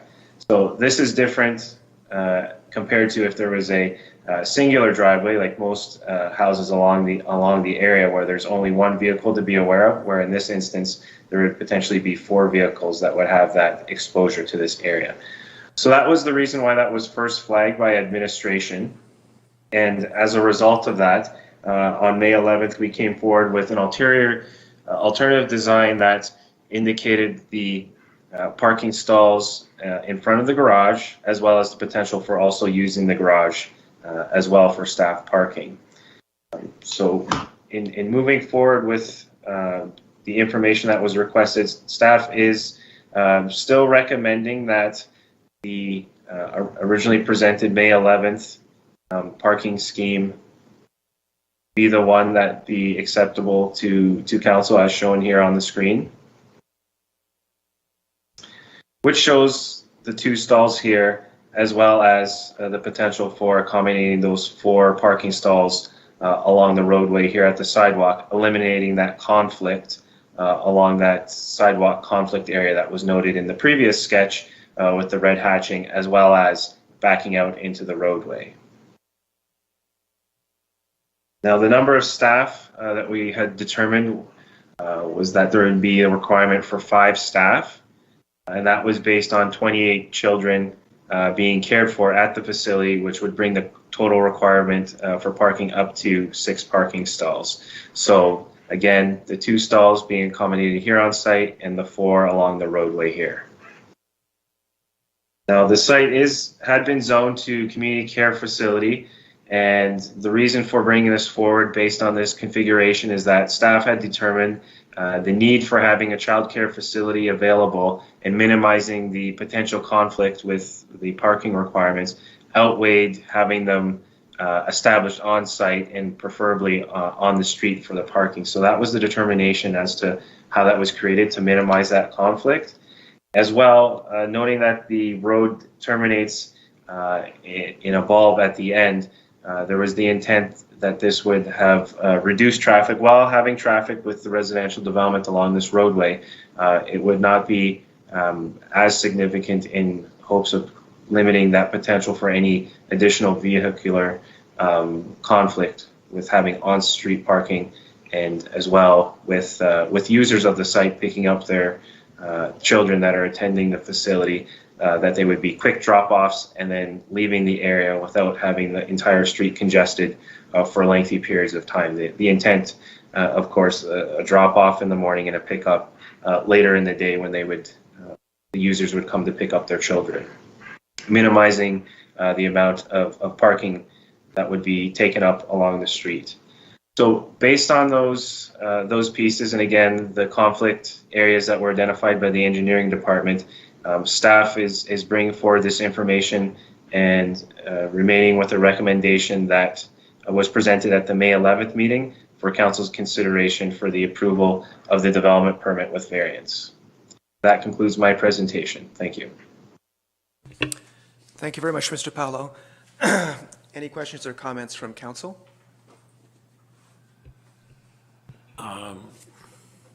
Councilor Beddoes? Yeah, lots, actually. Are we going to read the letters out first, or? Okay. I have a lot of comments, but I don't think I really have a whole lot of questions for staff. I think the original idea was that this is for staff, I guess. When they drop off the children in the morning, You're saying they drop them off at Felderhof rather than out front, which is extremely dangerous because I was there again today. Was that the original plan, that the children would be dropped off on that first section of sidewalk curb at Felderhof? That would be one of the preferred locations, and then by doing so and not having that on-site parking with the 4 stalls, you would have that additional area along the sidewalk that would still be available for parking, because now it would not be taken up as an access ramp onto the property. Okay, I guess what some of the concerns I have is Felderhof is approximately 350 meters long before the turnaround, and I was down there twice in the last few days, and it's like a ping pong section with cars parked on the sidewalk. So we're going to be pumping possibly 28, 30 cars down there in any given day to go turn around and come back. The only other alternative is when people drop off their child is to go down, pull into somebody's driveway, back out and back out again. So I have other things to discuss, but I guess any other questions to staff, I'll stand down for the moment. Councillor Bateman, and then Councillor Luggins. Yeah, so, Mr. Paulo, the 2 staff spots facing church, one of them is a handicap spot. Is that correct? Yeah. That's correct. So that logically would be for the drop-off of, is there an assumption there will be a handicapped staffer? Or? There possibly may be. It's been designated as such as a requirement of the zoning bylaw, so that's the first priority. Okay. It's not determined at this time who would be using that spot other than someone that would be designated for that accessibility spot. Right, okay. Now, you mentioned the garage. You said potential. Could we insist that the garage be utilized? Is it a 2-car garage?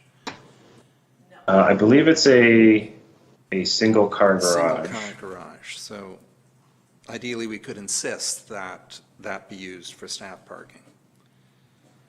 And I was a little disappointed in the staff report in the one flaw, I would say, is the note that given that Felderhof Road ends in a bulb and there is plenty of space down the road, it would be interesting to know exactly how many single cars could fit in those gaps along Felderhof, as opposed to just plenty of space. Yeah, so do you have a sense of how many the exact number of parking spaces are along Felderhof? I don't have a specific number based on measurements of the roadway and separations of any driveway access points, but the intent would be that based on queuing periods, that there would be enough area available for upon a drop-off that someone else could then pull into that space, and primarily looking at the requirement for parking on the site, that those 4 spots are now being accommodated on Felderhof Road, adjacent to the actual property itself. So you'd likely agree, and tell me if I'm wrong, that this is, while not an ideal situation by any stretch of the imagination, there is a need for childcare in Sooke. Yeah. That's correct. With the rezoning of the property, staff have worked with the applicant to best address the requirements of the zoning bylaw, recognizing that this variance is a requirement, but at the same time that the intent is to provide for a childcare facility, and this is the best opportunity for this property with a retrofit of existing residential building. Right. Thank you. Thank you, Councillor Bateman. Councillor Logans?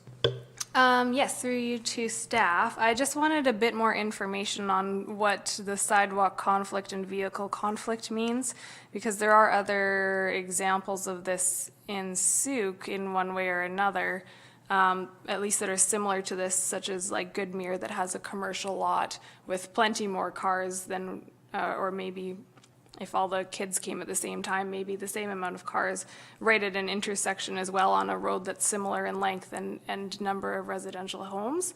So I just want to know exactly what it means by vehicle conflict and sidewalk conflict, if you can give a bit more information on those. And then also, oh yeah, I'll end it there for now, and then I may have a follow-up question. Sure. So when you're looking at areas, whether they're parking stalls or a parking lot itself, what you're trying to accomplish is having a singular access point so that you're not creating additional conflict areas where there could be multiple vehicles pulling in and out onto a roadway. So by having those 4 stalls side by side, all having their own individual access points out onto the road, you widen that conflict area, whereas if it was just a singular location, there would only be one conflict point that you would have to look out for in terms of vehicles passing by that access point on Felderhof Road. So if there's other areas that have that type of configuration where it's just no curbing and you can pull into the access point anywhere, sometimes those are older types of developments where in this case we're introducing a new requirement to have that parking, and so we would not want to create new construction that is developed in that type of format. So moving forward, with working with the engineering department, it's encouraged that those dedicated access points be established as the primary focus for providing multiple parking onto a facility area. Okay, I'm following. To what degree of conflict does this become an issue? Like when do you say, yes, this is a conflict, no, this isn't? Is there a certain number of stalls or? Well, in reviewing this specific application, the concern is one that children are the primary users of this facility, and you would be walking along the sidewalk area for any vehicles that may be parked along there. So the concern would be that if you're on an incline in the parking in one of the 4 parking stalls and backing out, there may be challenges with seeing where the children are in backing up, and that can be a challenge for certain drivers. And then the added component of having children as well who are smaller and maybe lower than the top of the back of a vehicle, and then the loss of the parking area along there. So there's an added mix of the conflict at the sidewalk area, as well as now having 4 vehicles backing out potentially at the same time into a roadway as well. And you anticipate that children will be coming up Felderhof, like towards church? Because I would think they would be, and I guess if people park down Felderhof and walk up, I'm just trying to figure out why the children would be on the sidewalk in that particular spot, unless they lived on Felderhof.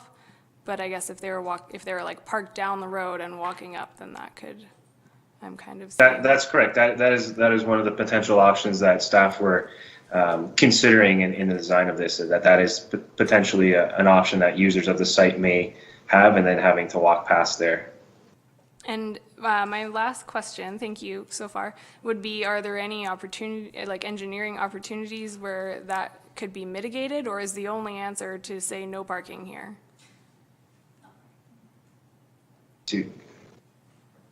Sorry, could you repeat the part about the no parking here? Oh, is that the only option, is to mitigate the conflict areas, is to say that there's no parking, or are there certain engineering pieces that we could add to this area to have the parking and have a safer area with less conflict? What has been presented would be the most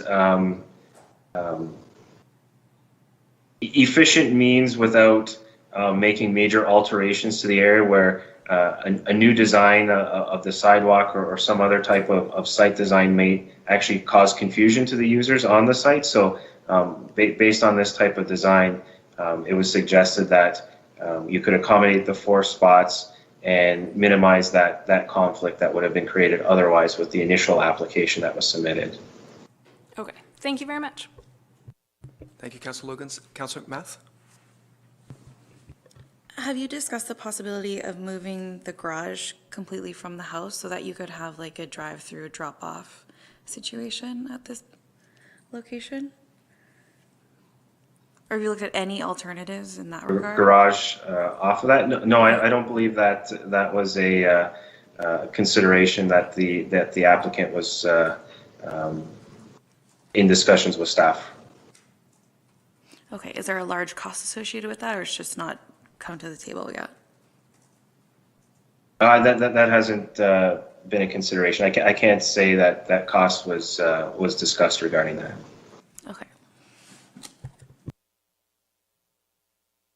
Councillor Beddoes? Yeah, just one again, quick question on that first, say, 20 meters of Falderhof. Would it be wise to perhaps put a 15-minute loading zone there, and that first 30 feet or 40 feet, whatever it is, would be a drop-off zone if you we put a sign there and saying, 15-minute parking max. The only thing is that pushes the 5 spots for the staff farther down, and I had a look at it, and you're looking at 5 households affected, because there's basically 1 spot in front of each of the next 5 houses when you take their driveways into consideration. That's an objection of mine, but the question is about could we designate that first 50 feet just a drop-off zone only? And because my concern is I was there today and there's a big red truck with Alberta plates parked in that first few meters. And if that was parked there in the drop-off time, then the people are driving down farther down Felderhof. So is that an option? That could be a consideration in terms of having that area designated for use by that site. Thank you. Thank you, Councillor Beddoes. Councillor Jeunesse? I think that's a good idea, except that you would have to have bylaw officers enforcing it constantly. I like Councillor McMath's idea of having a drive-through drop-off zone through the property. And is there room off of Church Road to add more parking spaces parallel to the proposed 2 spots?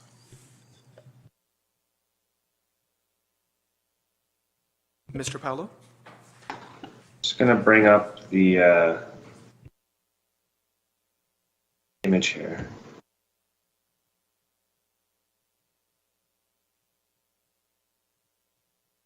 So the question was to add more spots along Church Road here adjacent to the existing ones. Correct. Correct.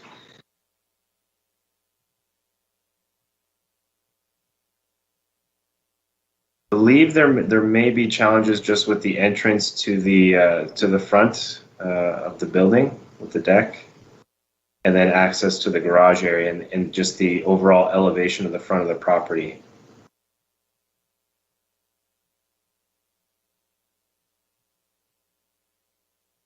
But I believe that would have been a challenge for that area as well. It would essentially be creating the same conflict right here that was showing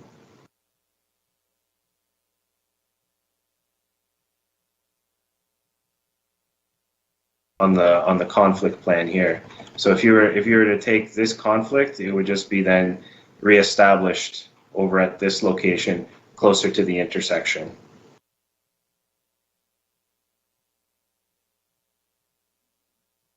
So that was part of the consideration.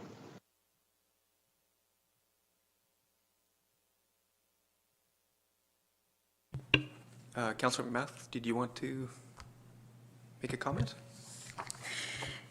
If you look at maybe it will be helpful for you if you go on Google Maps and use the walk around view just for perspective of the property. So the front that Dana's talking about, Councillor Lajeunesse, there is a lot of space for the parking that he's speaking about, and then as well to have the drive-through. And if you designate those front spaces as staff parking, then do you still have the same liability factor if it's just for staff who will be coming in before the children get there and leaving after they depart? It's hard. Right now, we're just trying to figure out how to make this work with the limited space that we have under the pressure of the need that the community has as well. Thank you, Councillor McMath.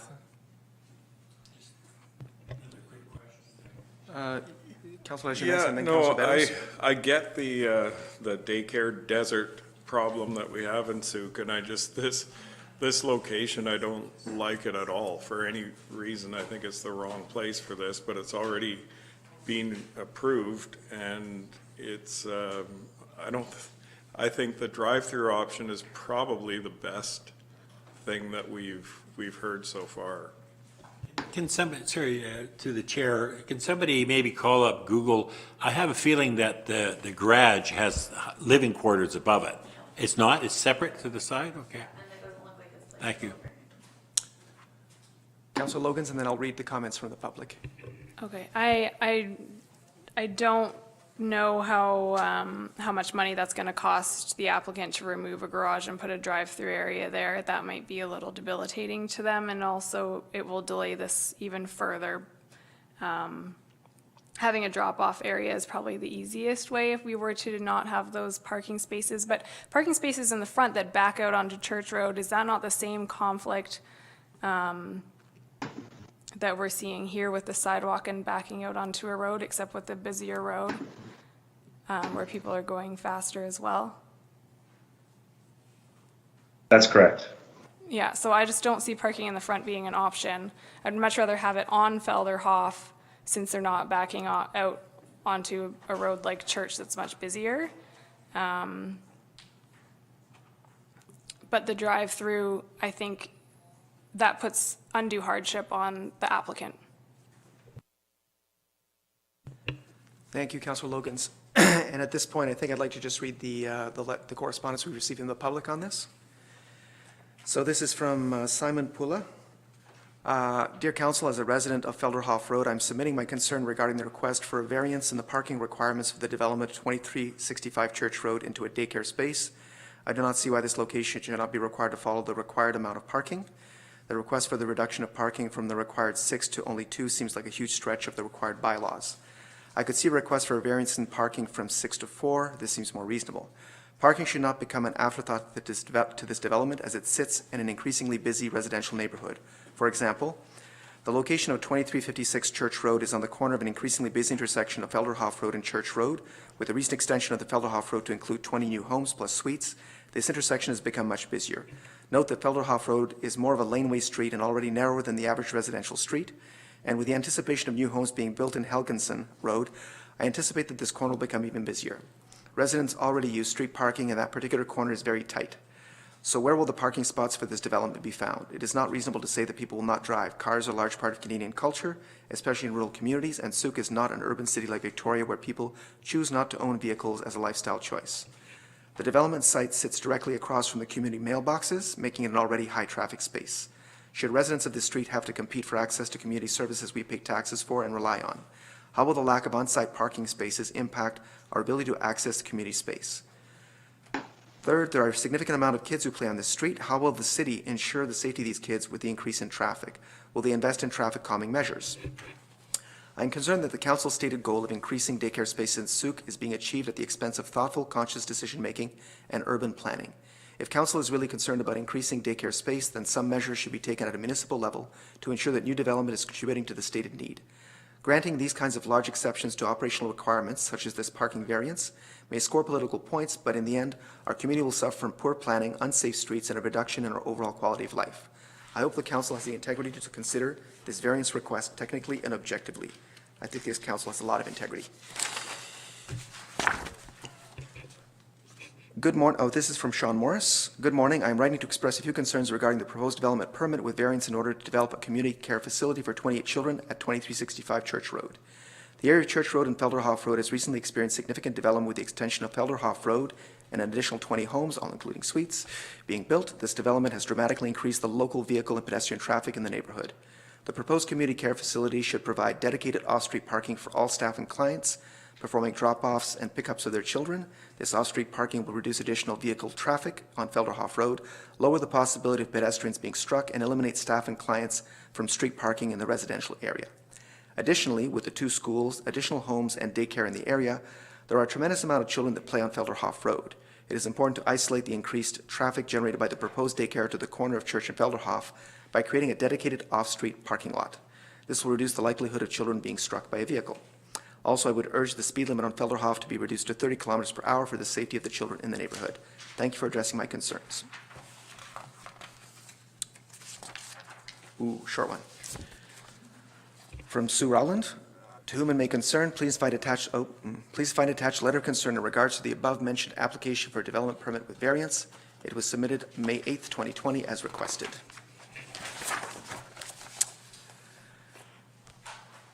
We are property owners at Church Road, which is directly across the road from the above address, applying for a development permit with variance. We are very concerned about the application and are strongly opposed to it being approved. How can a daycare facility running with 28 children operate with only 2 parking spaces? The required number of staff needed to work with 28 children will not even be able to park, let alone parents dropping and picking up kids throughout the day. There is no room in front of 2365 Church Road to park safely. Cars cannot get off the road completely and impede traffic on the blind hill. It is very dangerous. We have witnessed this before with trying to safely get around a parked vehicle in this area.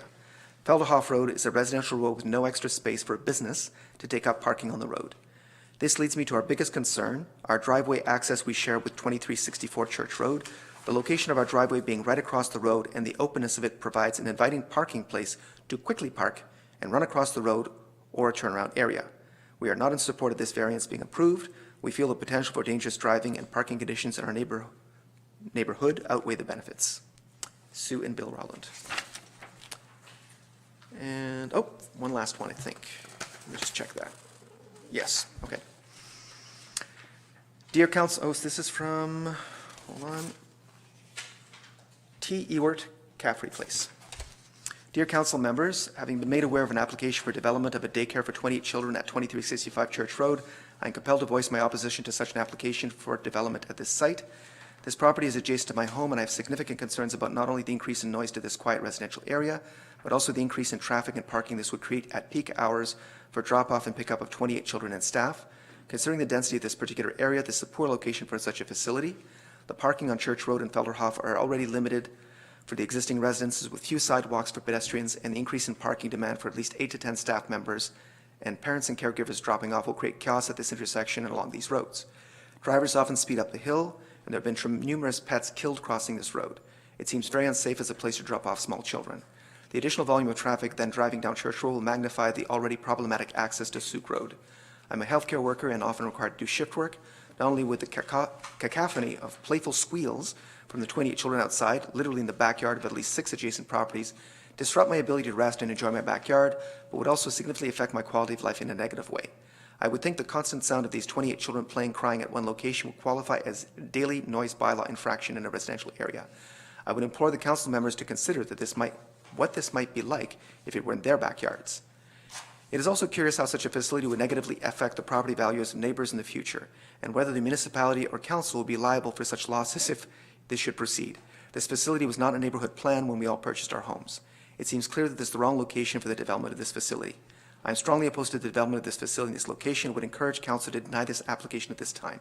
I would also encourage the applicant to consider a more suitable location closer to commercial areas with easier access and parking that would not disrupt this dense, quiet neighborhood. Thank you for your time and consideration. Ms. Rear?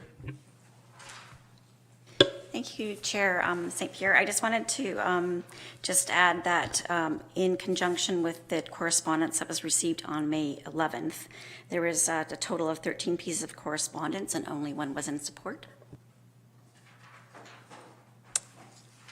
All right. Any further questions or comments from council? Councilor McMath?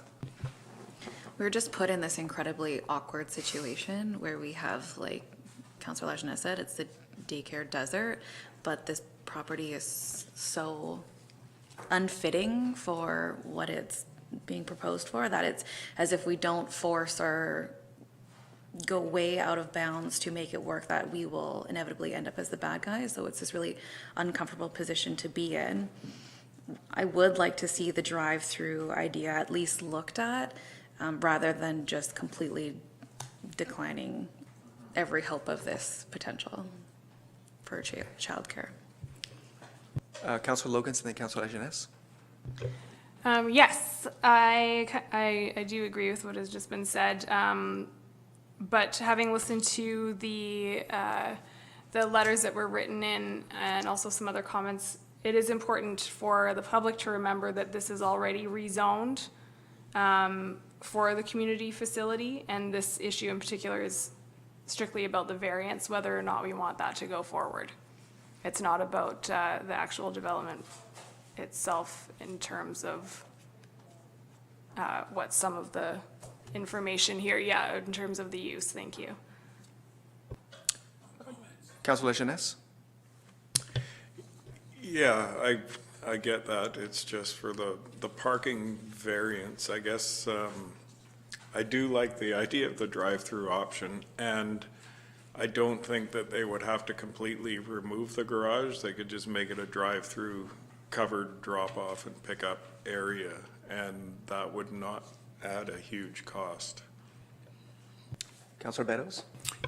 Yeah, well, where do I start? I certainly agree. This is the wrong development. I know it's already zoned and we're dealing with a zoning variance, and I'm totally prepared to deal with the variance.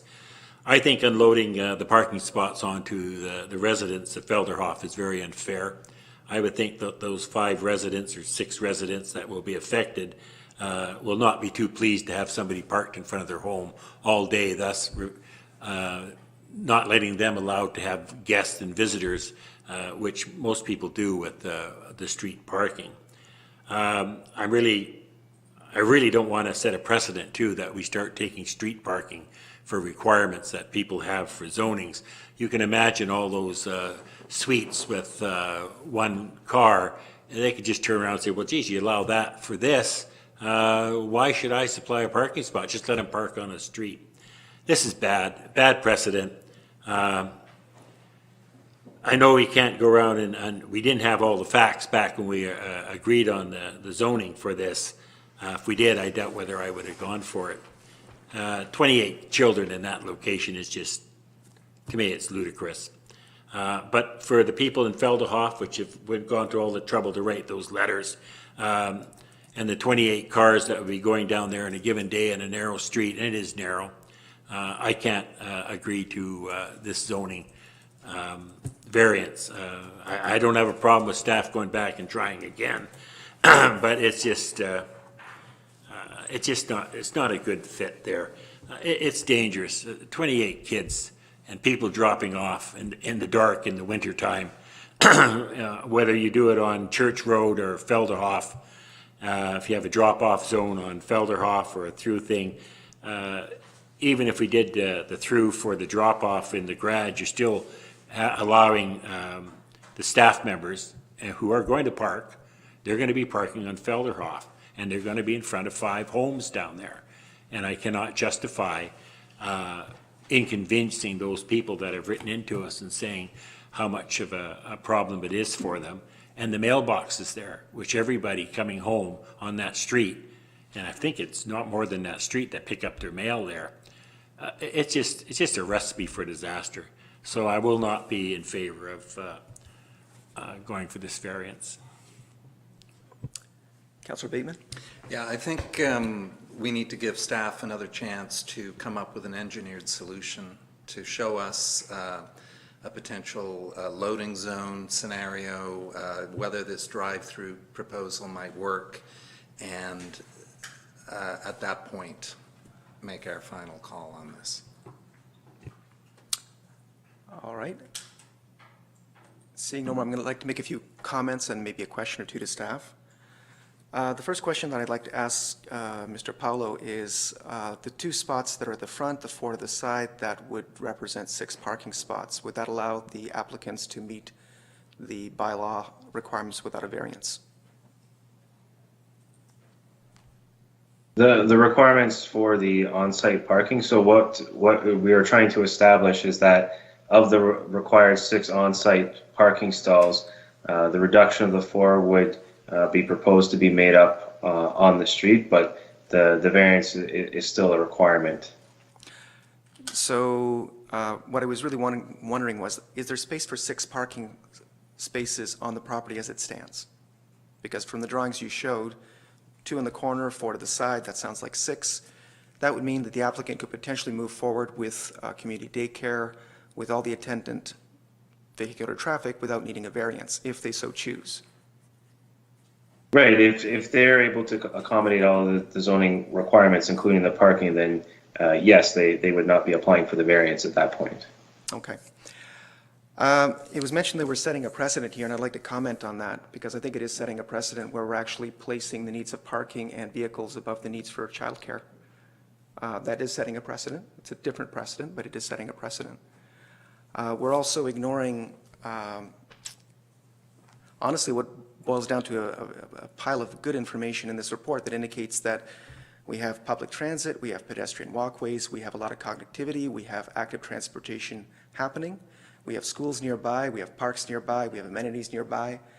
When people say that this is a very poor site, you're really saying it's a poor site for cars, but it's not a site for cars, it's a site for children at daycare. I'd like to just point that out, because I think it's getting lost in the variance over parking spots, because this is actually for kids. And oh, lo and behold, it's a street with lots of kids playing. The report also indicates that steps will be taken to basically increase public awareness of the new usage and try and protect the children and change traffic patterns. I think that's a good thing. As we try and actually increase active transportation, as we try and increase use of trails, this is a precedent. Now, I don't expect at this point in time that it'll necessarily go forward as is, but I would like to take note of that. And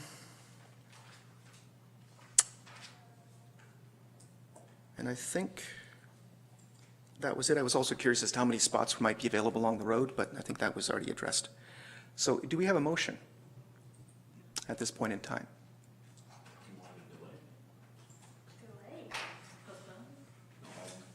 Sorry. Yeah, I'd like to make a comment quick if I could, Chair. There's only 4 bus trips up there a day up Church Road presently. So to saying that there's buses, there isn't. And we can't ignore the fact that this town, even today, I know we'd like to move away from cars, 75% of the people drive. They work in Langford or the city, and they will be driving their kids there. You can't ignore that fact. I thought there was some comment by Councillor Bateman that he wanted to give the staff another chance to go back and to talk to the applicant and see if they can come up with something else. And before, because I won't support this right away. So I don't have a problem with that, but that would have to be the motion. But as it stands, I can't support it. And I think we have to deal with the here and now. And the reality is it's cars. That's just the way it is. Sounds like a motion. Do we have a motion from Councillor Beddoes to that effect, or from Councillor Bateman? Councillor Logans? A motion. No? That we, my baby. Yeah, read along with Jeff. That council request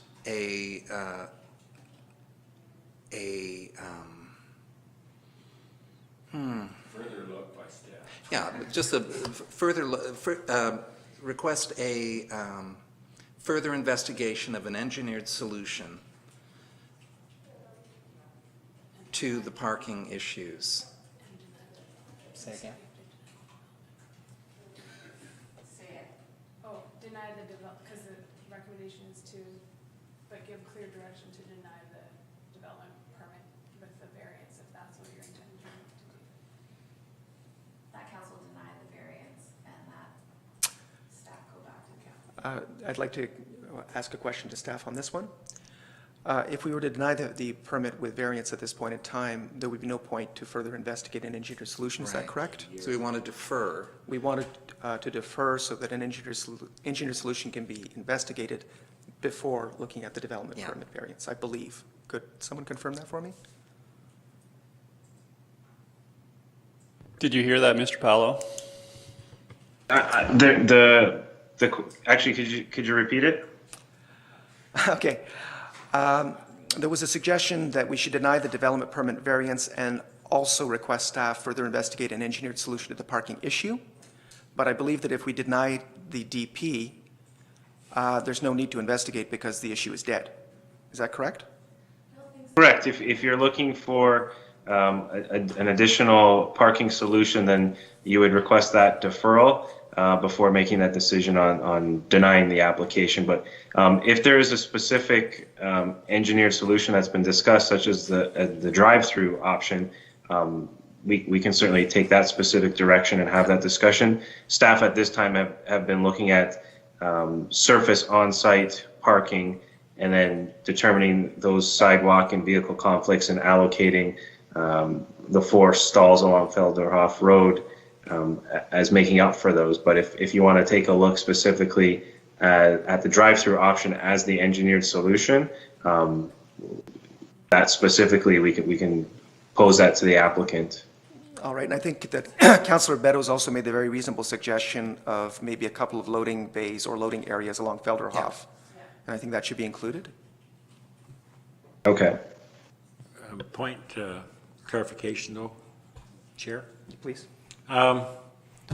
If we go look at the engineering of a drive-through where the garage is, how does that impact the employee parking? I mean, if that's still a drop-off zone, we haven't solved the employee parking. So just a clarification on that. How would you address that? Point of order, we need a seconder for the motion before discussion. Okay, seconded by Councillor McMath. So that's one of the concerns. I certainly want to have a more in-depth discussion with our engineering group just regarding this alternative, because now the suggestion would be to have increased traffic at that corner location. I'm assuming to have an entrance point off of Church Road into the drive-through and then exiting Felderhof. So that corner piece now is impacting that intersection even further if there's going to be continuous drive-through flow. So that's a conversation I'd like to have with staff specifically on that impact to the intersection. Councillor McMath. And also looking at parking in different locations, like at the front of the house. So if you have the drive-through option, you can still have additional parking for staff so they can meet the quota, and then we can get around the child safety component. I'm curious, based on Councillor Beddoes' comment about the loading area, it sounds like a school drop-off zone. And I'm curious as to whether or not that might not be. And it doesn't even have to be a drive-through zone per se. Like if you took that garage out, you have like enough pull-over area where you can have that 5-minute max pick-up drop-off. So they pull onto the property and then pull back out. It doesn't even have to be a through to both roads. Like I'm just brainstorming here trying to help these people. Where we have a solution that benefits everybody, so the childcare is in place, that's safe with parking for staff, that doesn't impede. I'm not concerned about noise restrictions or anything like that. It's just about, it's the parking and the safety of the children there. So it doesn't even have to be a drive-through, it can just be a pull-in area as well. Okay, so I'd like the motion read at this point. Okay, I'll move it, but I'd like to just add finally that staff have investigated further possible engineered solutions respecting the parking requirements based on tonight's council discussion. Just so that all of what's being discussed tonight will be included in the consideration of an engineered solution. Okay. So the council receive, no, we're not going to receive, we'll receive the report for information, and the council defer the development permit variance PLN 01483 for the purpose of developing community care facility at 2365 Church Road until staff have investigated further possible engineered solutions respecting the parking requirements based on the discussion from tonight's meeting. And that's seconded by Councillor McMath. Any further discussion? Seeing none, I'll call the question. All in favor? That's unanimous. Okay. And if someone could call Mayor Tait back into the room.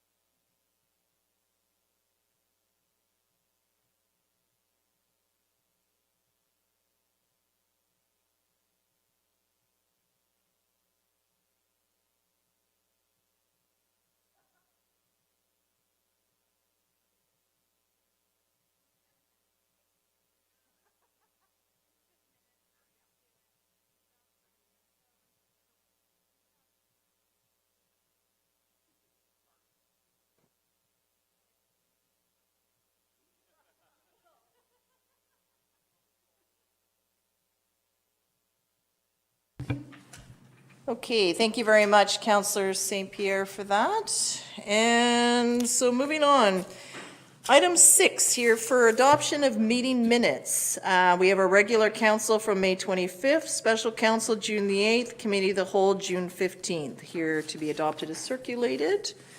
Moved by Councillor St. Pierre, seconded by Councillor Beddoes. Questions, corrections? Councillor Bateman. Yeah, so starting on page 42 of tonight's agenda, May 25th, under council discussion of the memorial wall, I note that 2 councillors have been named in these minutes. And I thought our policy was that all council discussions were anonymous effectively, at least as minuted. So here we have, so I'm just curious about that, because that's the first I've seen that councillors have been named in a council discussion, unless, with a negative or a no vote, we do get to state our reasons for that. So that's just something to consider. It's a good point, Councillor Bateman. Yeah. And this is just generally speaking, because it kind of bugs me, as a matter of grammar, the pronoun associated with an organization is a singular neutral it, not the plural their or they. So I can use the example South Island Prosperity Project on page 48 of the agenda, dialogue, first reference on page 53, and council, when you refer to us collectively, is an it, not a they or their. And that's on page 58 of the June 8th in the mayor's verbal report.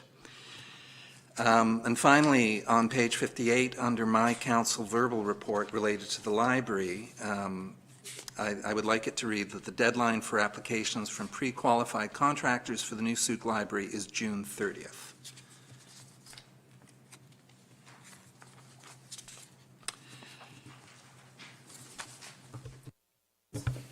Got it. Thank you very much for that. Okay, all those in favor of adoption? Anyone opposed? That's carried unanimously. Thank you. Item 7, quarterly update, report of the Chief Administrative Officer, Chief Administrative Officer. We have a quarterly update, and over to you, Mr. McInnes. Thank you, Your Worship, and unfortunately, my slide deck is not available tonight. Yes, it's, I had all good intentions to have it finalized today, and other things came up that certainly required my attention. I do just have a few quick notes, though, and a comment at the end that hopefully will alleviate some of the concern. So as we know, in our council strategic plan, we've got 3 goals, 18 objectives under those 3 goals.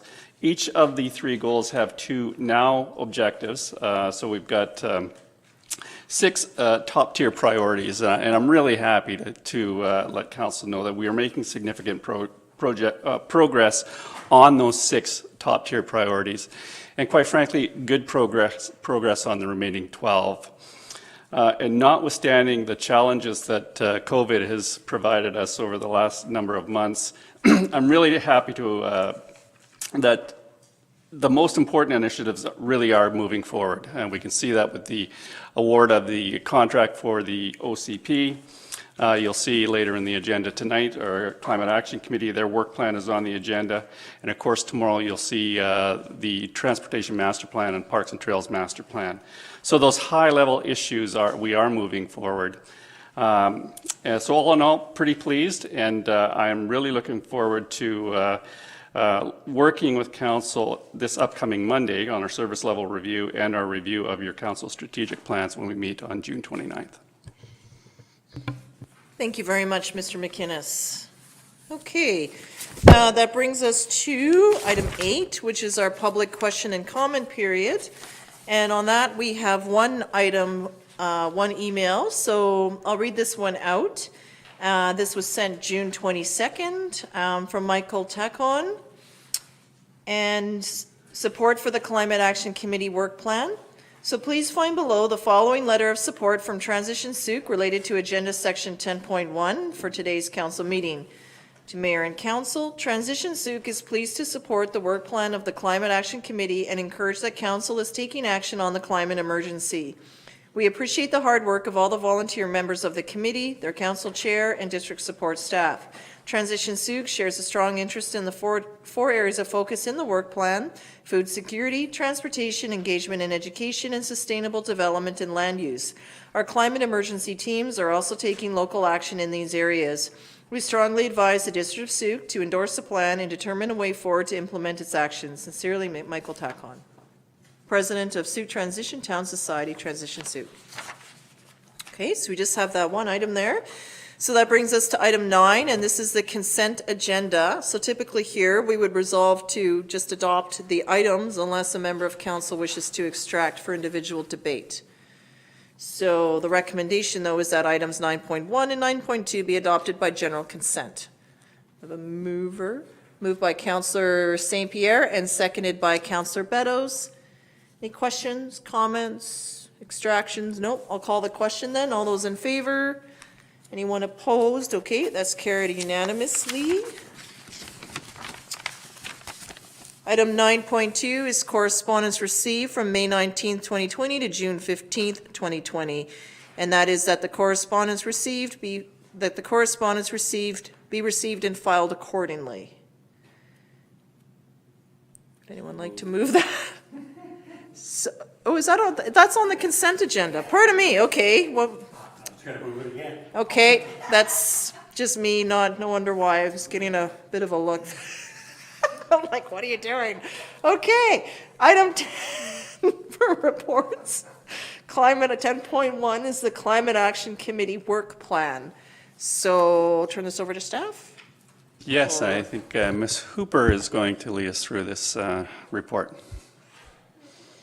She is, and she's just doing the technology end of it. And I assume you can see my screen. Okay, that's better. I saw like a screen of text and I thought there's no way I can read that. So I'm glad the slide changed. Thank you.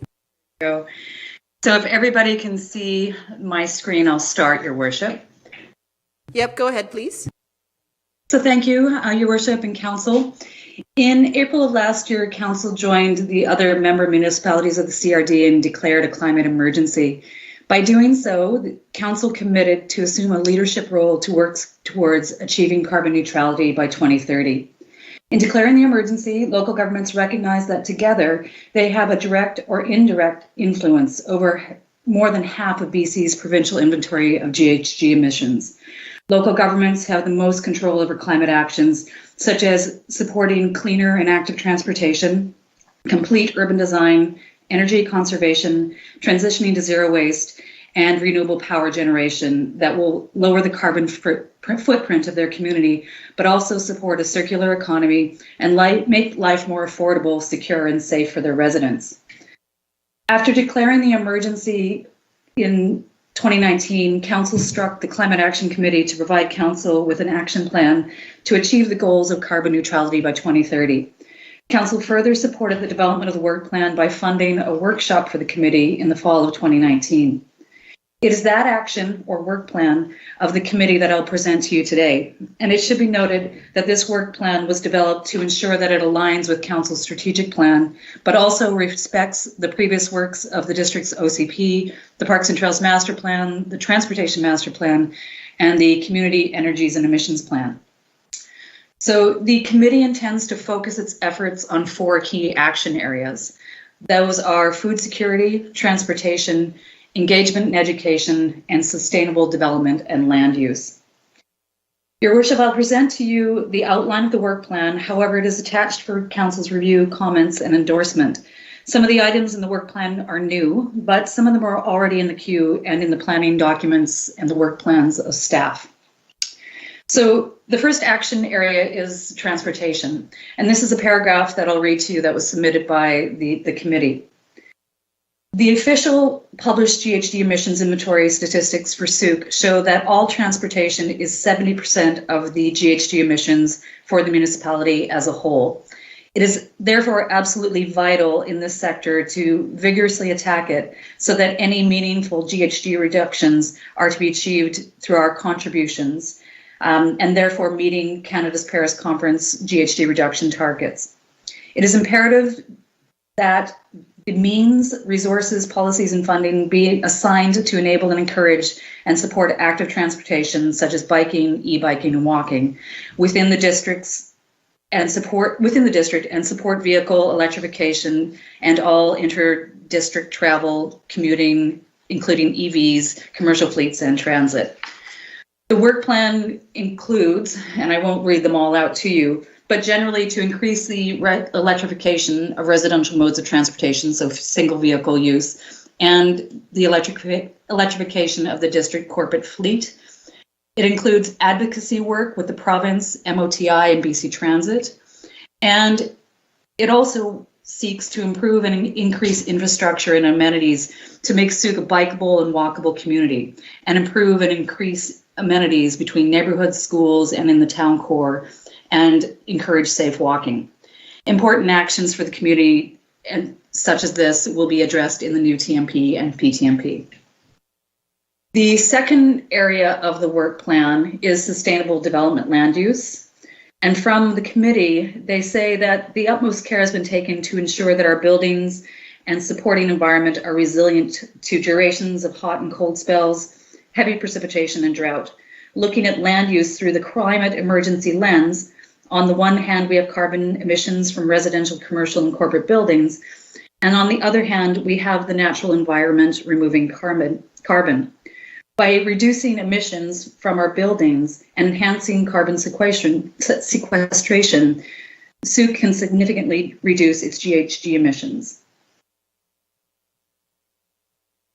The work plan includes improving building energy efficiency by improving and promoting the replacement of oil and gas heating with air-sourced heat pumps in existing structures and new buildings, identifying, promoting incentives for increased energy-efficient homes, encouraging the development of a tree management bylaw, something that's already in the queue, and one that values and protects trees as a carbon sink, especially on trees that stabilize slopes, shorelines, and provide wildlife corridors, green spaces, and windbreaks. The third item is food security.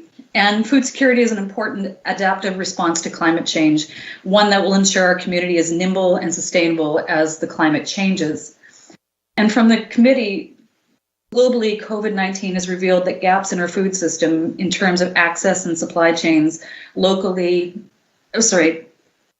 it reveals gaps in our food systems and in terms of access and food supply chains. Locally, our farmers markets, and new gardeners are working together to support each other, and the district has an important role to play.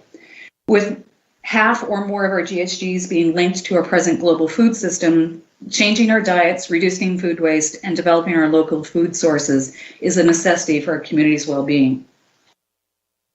The fourth and final action, the committee, which includes a representative from the Sauk Nation, recommends that we collaborate and develop a local food system, reinvigorate the agricultural plan from 2012, and identify barriers to small farm viability, for example. It also seeks to support the formation of a food policy and an adoption of a food charter and participate in a regional food strategy. The fourth and final action area for the work plan is education and engagement. Education and engagement is one that spans over all three other areas of the work plan, and in a climate emergency, local actions can have a profound effect. Effective education and public engagement is critical for creating support and momentum for the actions taken by government and citizens, and Sooke will play an important role in this effort. Key components of the work plan related to education and engagement include developing a community communication and engagement actions that align with all of the other items on the work plan, but also to enhance communication of the district's climate action progress and actively promote climate action resources, such as an online presence, monthly newsletters, articles in the newspaper, etc. But they also think it's really important to celebrate and support and highlight the climate action by other community groups, such as Transition Sooke, and other citizens in the district. We also want to support climate action leadership and resilience among the youth and include youth as stakeholders in the community consultation. Given the fact that the Sauk Nation supports the seventh generation thinking, it is vital to include both the youth and the Sauk Nation in our education and engagement. So, Your Worship, I understand this is a lot of information. However, as mentioned in the introduction, there is a great number of items that are either existing in our work plans or in our existing guiding documents. Therefore, staff recommends that once endorsed by Council, that Council also directs staff to report back on a plan and a timeline for implementation. This would see key staff members review the work plan as provided by the Climate Action Committee and determine where they dovetail into existing planning documents. And I got something in front of you here that gives an example of what you could see. So we would see key staff members review the work plan, determine where they dovetail into existing planning documents, such as the OCP and the Transportation Master Plan, for example. Then determine what actions need to be taken, like forward to a project manager or develop a policy or a bylaw, and include what resources need to be allocated, whether that be staff time or budget. The report from staff will then come back to you for endorsement on any one of these individual actions. Approval such as of policies, bylaws, or spending. We'd also come to Council for approval at each appropriate stage as usual. So be assured this is not a one-shot deal where Council has a one-shot to endorse the plan and that's it, but we will come back to you so you have a chance to see it again on an action-by-action basis. So this is an example of what you would see once we populate it. So, Worship, that concludes the formal presentation, leaving you with two recommendations that are listed on the screen. Great. Thank you very much, Ms. Hooper. And I'd like to thank our committee, the members of the Climate Action Committee, and Councillor St. Pierre for chairing the committee, just for all of their work on this, the work they did with the facilitator, and then the work plan, and then picking things up once committees were able to resume again to have something in front of us. So just a couple of thoughts were, with some of the recommendations in here, I like the approach that staff has taken in terms of to endorse it, but also the second part there in terms of the implementation. And then, I wouldn't mind the opportunity to assist a bit with that because, and I'm using myself as an example, like the Transit Commission, for example. So on the piece under transportation, there's a lot of pieces to do with transit. We don't have our staff sitting on the commission. I'm on the commission. So I can, and of course we've received the local area plan from transit. So of course staff can connect with transit, but some of it is not our responsibility. It's something we would work with transit to develop. But it's my voice at the table to advocate for the service when the timing comes, as an example. And the other one is the location of a abattoir in the South Island. So the South Island Prosperity Project has that as an initiative of theirs. So that would be something that I would, myself or Mr. McInnes' staff, so there is some pieces that I can help to add to this. And I don't want to take away or step on the work of staff. It's just because that's my role, I would know that. And then there's other work that the Capital Regional District is doing that I'm sure that the staff can resource together because there's some pieces that if the CRD is already doing it and its resources, we can add to it rather than taking it on. So there's multiple different sort of stakeholders and partners involved with this. I don't want to minimize the work of the committee. It's just not all of it is on us to deliver. Some of it is the Transit Commission, some of it is the CRD, and it needs to go. And if either of those partners are not picking it up, then it's myself or Councillor Bateman that would need to advocate for those matters when they come forward at the CRD table, for example. So one part I don't understand, though, is the part around EV chargers at transit park and rides. So that is not a Transit Commission cost. They would work to develop the park and ride. I don't understand the logic there. Like, why would you put an EV charging station there? Is that for someone to get on the bus? Like, why wouldn't you just charge your car at home? And then, like, why would you drive a short distance to a park and ride to charge it and then got on a bus to go to work all day? Or is it meant to just be a place where other people would go to charge it? Is that the rationale there? Would anyone know that answer? I'm just curious. I can try and answer. As I understand it, it could be any of those, but I think it's mostly a place where someone could potentially park off the highway and actually recharge. Okay, so things like that, I would just want to see, like, now I'm getting into the weeds on this, but you would need to put a limit, like 3 hours or something, because otherwise, for commuters that use transit, it would be all day, and you should just charge your car at home, but, right? I don't know. Councillor St. Pierre? A lot of work happened with the Climate Action Committee, and so I'd like to make a few acknowledgements before we could just go any further.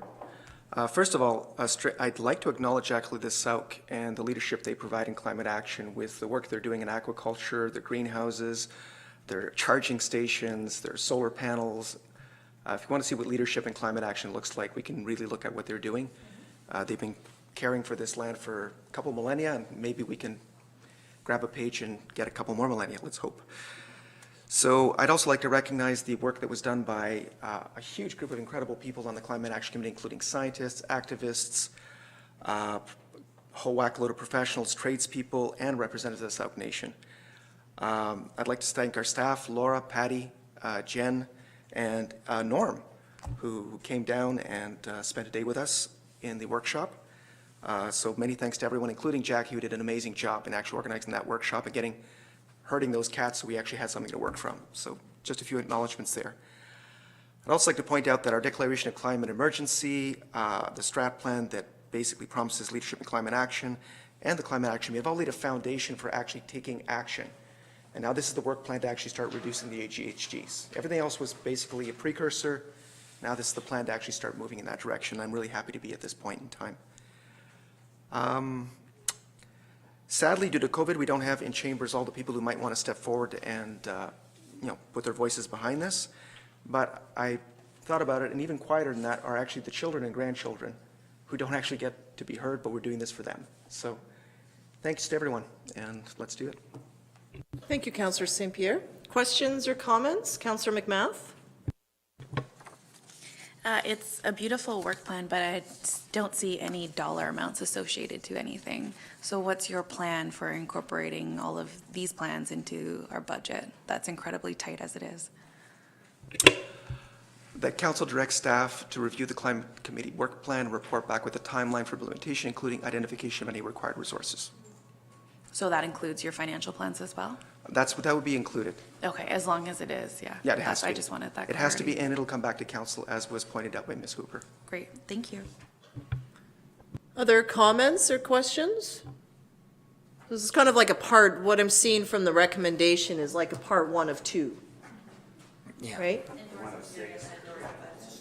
Yeah, it's the starting point because we need to see how this will integrate into everything else. And some things are already underway. And some of it is us, as I said, and some of it is others. And then we would see it come back in terms of, some of these I think we could check complete on already. And some of it would be part of a longer process like the OCP or the zoning bylaw, for example. So like, for example, encouraging EV charging station in new commercial builds, like we've done that with the new expansion at the Evergreen Center and the EV charging station. So we're seeing that trend pick up now. Councillor Bateman. Yeah, I was really pleased to hear from Ms. Hooper that second stage of this process. So this is a vote of confidence in the Climate Action Committee. A thank you for all this work you've done to date, and then direction to move forward and bring back your specifics to be discussed going forward. And I just wanted to note that I was part of this Climate Action Committee back in 2015-16, and this is such a sea change from where we were then, where we sat around this table and brought forward a bunch of good ideas, but they really did not move beyond that. So congratulations to Councillor St. Pierre and moving this forward. And yeah, I think, yeah, great. Thank you, Councillor Bateman. It actually goes back longer than that. One of my first notice of motions as a councillor was something along the lines of directing the staff to form a green team. And that was at 2009, maybe? Yeah. We're getting somewhere. Took a decade, but that's okay. Decade at a time. It's like, wow, that was a while ago. But it is good that, I mean, but obviously, you know, and that's what I think we'll see when the staff report next, is that some things have already been implemented and are underway, and that will be exciting. Councillor St. Pierre? Just a final comment is that we were really hoping that we'd be able to dovetail all of this into the various master plans, various other documents, so that it's mentioned as many times as possible. And so it puts us in really good position for staff to jump on any funding opportunities that might come from the province, the feds, or any other sources. So that was one of the intentions, that implementation would be made easier by having it dovetail into all those major documents as much as we could. So hoping it does it. Well, that is part of it, is that we do need to align ourselves accordingly for the federal and provincial grant opportunities as they come. And we're vastly moving in that direction. Yeah. Okay, so see no hands. The first part then is that council endorse the Climate Action Committee work plan. Moved by Councillor McMath, seconded by Councillor Loggins. Questions from anyone? I was looking that way. All those in favor then? Anyone opposed? That's carried unanimously. And the second part is that council directs staff to review the Climate Action Committee work plan and report back with a timeline for implementation, including identification of any required resources. Moved by Councillor St. Pierre and seconded by Councillor Loggins. Questions or comments? See none. All those in favor? Opposed? And that too is carried unanimously. That's wonderful. Thank you so much. Okay, item 10.2, 2020 Sooke Region Chamber of Commerce Service Agreement. So this has come back to us following a motion earlier. Here, so comments or questions?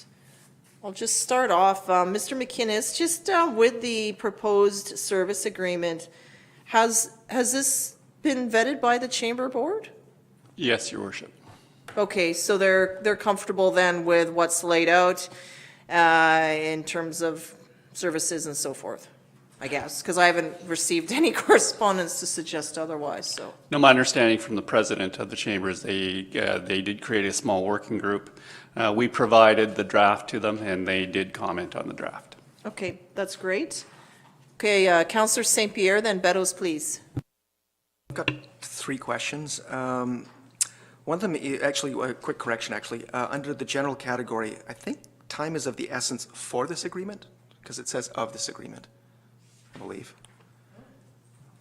And one of the main areas where I saw the chamber assisting, and this was under, I think, the Appendix A, or the very last page, wasn't specifically mentioned, but was implied. I just want to make sure, because I see them doing a lot of work assisting new and existing businesses either locate themselves or grow themselves. And I just wondering, is it actually well enough implied, or should it be made explicit? And could it be made explicit? Or is it late in the game for that sort of thing? It's not late in the game. We do have a community economic development working group that's meeting every 2 weeks. The chamber is part of that.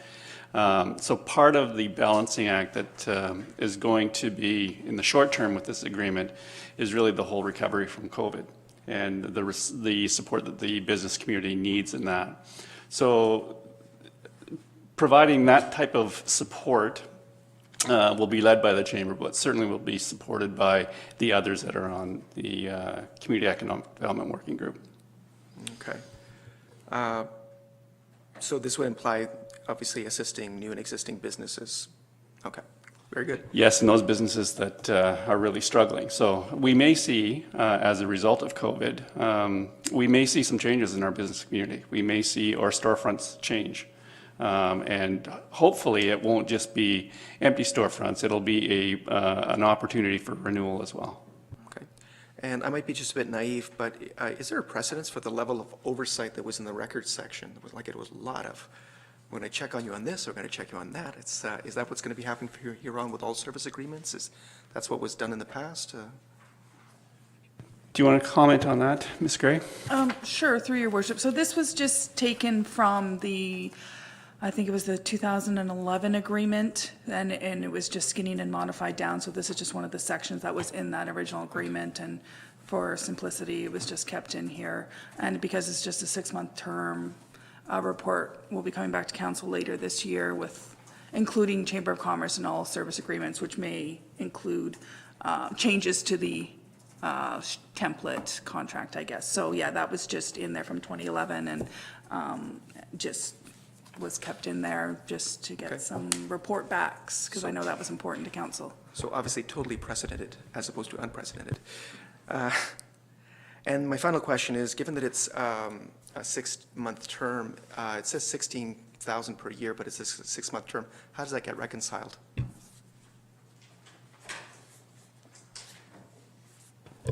Through your worship, it was just, it's for the year, and just the term of the agreement is for the 6 months. So it's $16,000. That was the recommendation from the mayor at that meeting, was for $16,000. So the term was just made clear that was just for the 6 months, because we're already partway through the year, and we didn't want this running into 2021 if we were going to be bringing other agreements forward.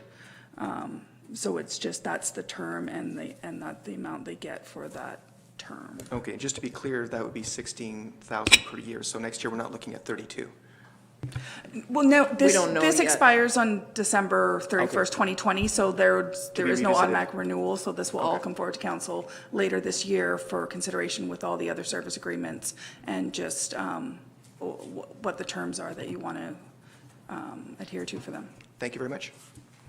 Thank you. Councillor Beddoes? To staff, did they give us a budget, how they're going to go about spending that $16,000, or is it just we're keeping you alive sort of thing for this year? Did they submit a budget? No, I mean, we've sort of seen what they already submitted in their ask, and so there hasn't been, following that, it was just, you know, the notice of motion I put forward was to enter into a new service agreement in 16,000. I never put in there, and there was no amendment made to ask for a budget at the same time. But the old budget was thrown out the window, I believe, because it was pre-COVID. But anyways, the bottom line is they haven't given us a new budget. They got 6 months to prove themselves of where they spend that money and how they spend that money, I guess. Okay. And that'll be part of the reporting back and the ask. I'm not 100% comfortable with that. I always kind of like to have some sort of indication how they're going to, I mean, you're giving them 8 things here to do, and with no, I mean, I don't know how they're going to do it, but anyways, just a little confusing without a budget. Councillor McMath? I thought we did ask for it at the last meeting, and like, I swear it was myself that brought it up, and then the clarity was given to me by staff that that would be included in the service agreement. And I know they've already given us like 2 budgets previously, but I thought that's what we spoke about last meeting. Like, I'm still in favor-ish of this, but what was brought up last time was it wouldn't be fair for us to complete a service agreement without a budget like other contracts that we have. If we did, we didn't put it into the direction to staff, so we might have discussed it, but at this case, our direction was just to prepare the agreement with operational funding for 16,000 from contingency. I'm pretty And sure it was verbatim, I just- asked if it would be included in the service agreement, and it was said that it was yes, so I didn't add it as a motion or anything. I'm sorry, I don't recall. That's okay. We have the minutes right here. I'm just looking at the previous council action from the staff report. But what do the minutes say, Councillor Bayman? Well, page 46, we can all read along. Confusion is how the chamber intends to spend the 16,000. Council will review the service agreement before it's signed. Yeah, so I think we expressed some confusion. However, the motion stated that council directs staff to prepare a service agreement providing the amount of 16,000, and that staff be further directed to include the Sooke Region Chamber of Commerce as part of the overall review. So I'll say, yeah, I would have liked to have seen a budget as well. However, Schedule A does list the requirements that the chamber will need to live up to and report back on March 15th, I think it was. And I think given the fact that our CAO has launched this economic development group, and that this is, again, it's one of these, a show of faith in the chamber, that given the work they've done to date since their renaissance back in late last year, I think we can show that support. So I'll be voting in favor of this. Okay, Councillor Loggins, pardon me? Thanks. I will be voting in favor of it. I think the chamber has definitely proved that they're willing to put in a lot of effort to make things go well for the businesses in our community. So I'm really happy to see that. But I really want this council to stop funding deficits. I think that was an issue with the budget. If it wasn't, please forgive me. But again, this comes up with grants, it comes up with service agreements, and it's just not okay. But yes, this will be money well spent, I'm sure. Okay, for second, back to Councillor St. Pierre, I believe? I concur with Councillor Logan's, and I will be No microphone on. I concur with Councillor Logan's. I'll be voting in favor as well. But I have a question for staff, just for information purposes. With the OCP review and other agreements and contracts for services, do we generally get a budget to go with it? Or, I mean, I know that if I was actually contracting a service myself, I'm not a district, but if I contract a service, I'm getting an exchange of money for a service. The company doesn't offer me a budget in terms of how it's spending the money to provide the service. But I was under the impression the OCP consultant did provide such a budget. So what's the cutoff point? When do we actually ask for a budget and not? I guess is my question. Well, I think in the policy for the line items for agreements, that is a requirement. The majority of this $16,000 will be to keep the staff that the chamber has. And one of the things that we talked about early was it shouldn't go to member services things. There should be an added value that the chamber provides to the community. That added value is getting them back into the economic development field. And as you recall, they had to give up their previous service agreement because they didn't have the capacity to play that role. Part of the Economic Development Committee is having them be at the table and hopefully build capacity for them to play a much bigger role in community economic development as we go forward. And I think that this next 6 months will give us the ability to see whether they actually have the ability to play that role going forward. Thank you, Mr. McInnes. Did you have your hand up? No. Councillor Bateman. I just have a question regarding the idea of funding a deficit. Could you explain further? Deficit in the budget. We get that, right? So in our grant policy, for instance, I think that it stated that we would not fund deficit budgets. So if an organization shows us a budget that says in our fiscal year, at the end of the year, we are negative $4,000, but they're coming to us for a grant for $6,000 or for $4,000 or whatever, that $4,000 we're going to be funding essentially, right? Unless they're showing otherwise because of whatever circumstance, but it happens here and there because our little hearts are pitter-pattering for the organization and the good that it does, but and that's fine and well, but it's also not okay because we should be funding organizations that are doing well and proving themselves and not relying on a community grant to do well. As much as we want that to happen, it's not sustainable. No, fair comments. I think we all have big hearts, though, that go tip-top. Wow. Yes. But I think that's something that we can look at in that particular policy. I just, you know, I struggle with the service agreements that we have. I know that staff will be bringing those back, but we're funding out money this year, and I have no idea where it's going. And so at least here, there's a strong dialogue in terms of what's happening. Some of it's obvious, but some of it I don't know. So that discussion it needs to happen. Councillor St. Pierre. I'd like to move that council authorize the mayor and CAO to enter into the 2020 agreement with the Sooke Region Chamber of Commerce. Okay, that's moved and seconded by Councillor Beddoes. Anything further on the motion? Okay, I'll call the question then. All those in favor? Anyone opposed? Nope, that's carried unanimously. Great. Okay, item 10.3, Community Parks Permit Exemption. Thank you, Your Worship. The Sooke Country Market is in need of a larger space to hold their Saturday market because of the restrictions on COVID. They've made application for a parks use agreement, and that application has been approved by Parks and Environmental Services Department. It's on the agenda tonight for two reasons. First, the policy, the bylaw, says that not-for-profit organizations are exempt from fees, but commercial entities do. So clarity around the way that council would see an operation like this. The not-for-profit certainly has done the application, but the vendors could be seen as being commercial entities. If the latter is the definition that council takes on, then section 8.1 of the bylaw gives council the authority to waive fees.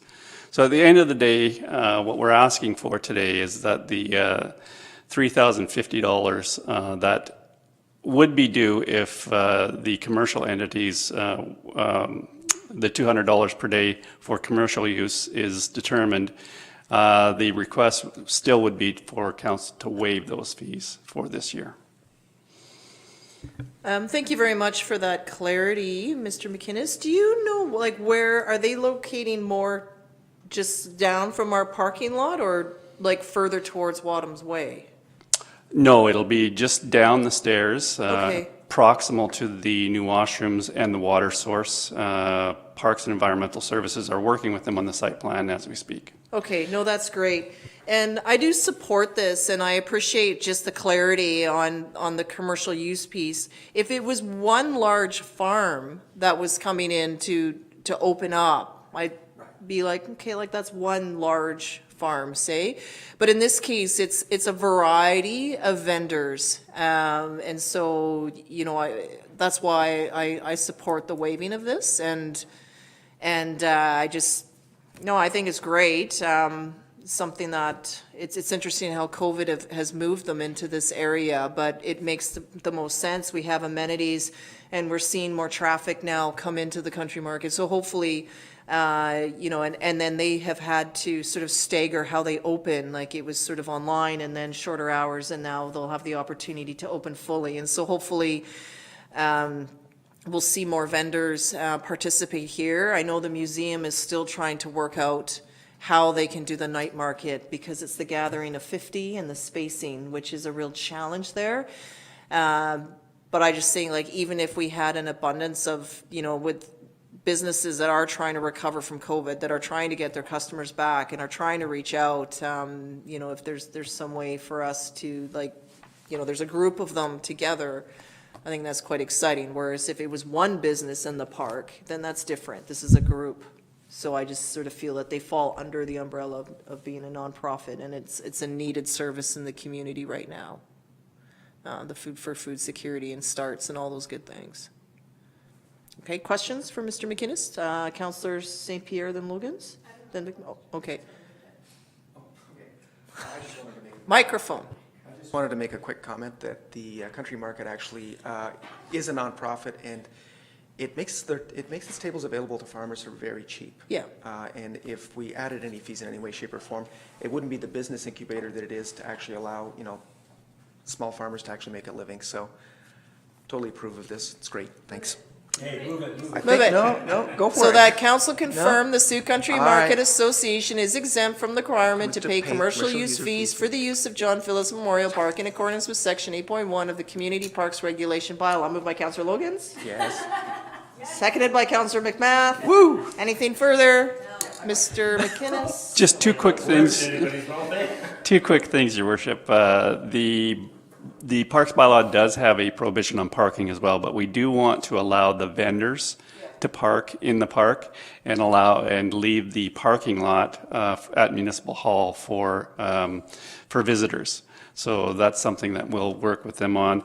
There's also a prohibition on any storage in parks, so we will be working with the market to move their, I think it's a 10 by 10 shed up on top of the staircase as well on our municipal property.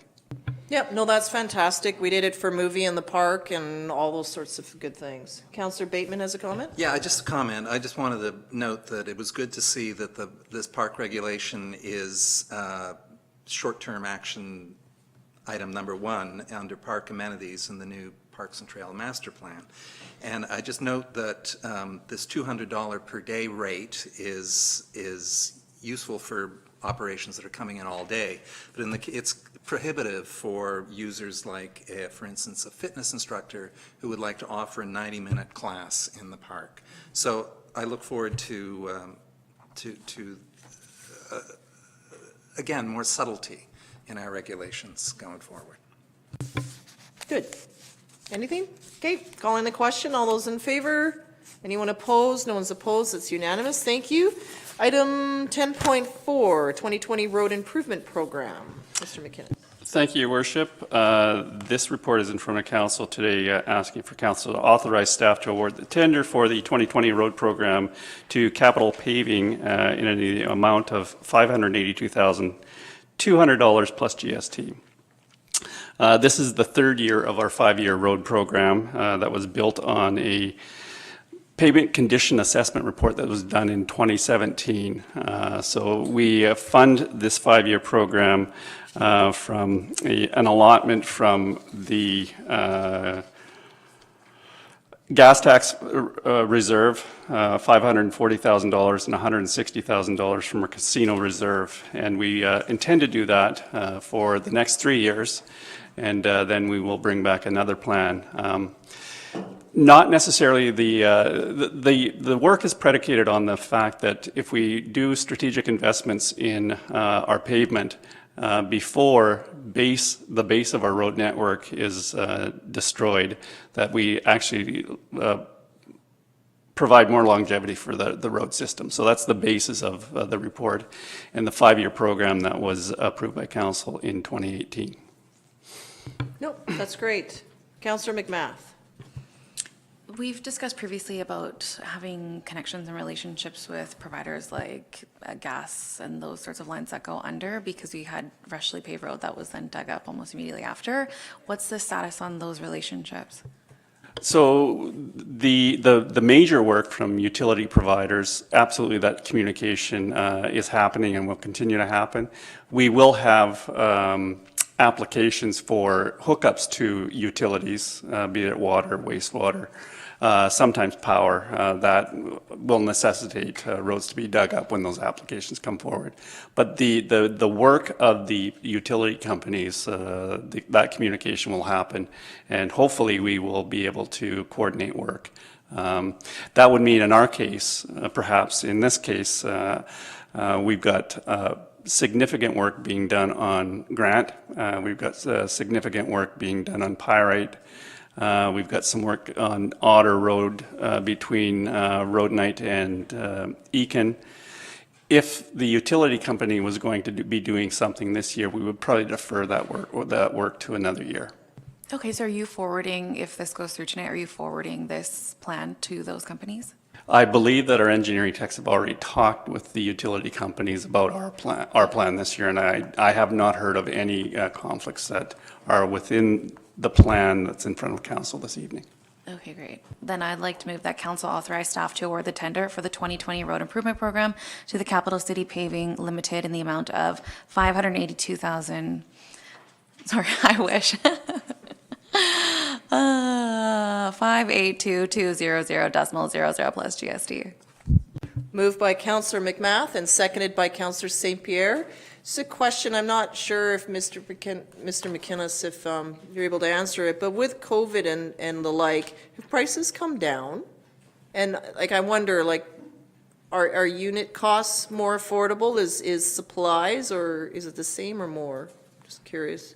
So the anecdotal evidence that I've heard is CRD got preferential treatment because of the cost of oil and that low cost. We haven't seen that much of a difference in the unit pricing for the work that we've done over the last 3 years through this program. Councillor Beddoes? I was interested, you said something about financing, and I don't know if I heard it right, but did you say casino money? Yes, $160,000 from our casino reserve and From the rest. reserve, because it doesn't look like we're going to get a whole lot of casino money this year. And Your Worship, I'll defer that to Ms. Grade, who let us know what is in that reserve.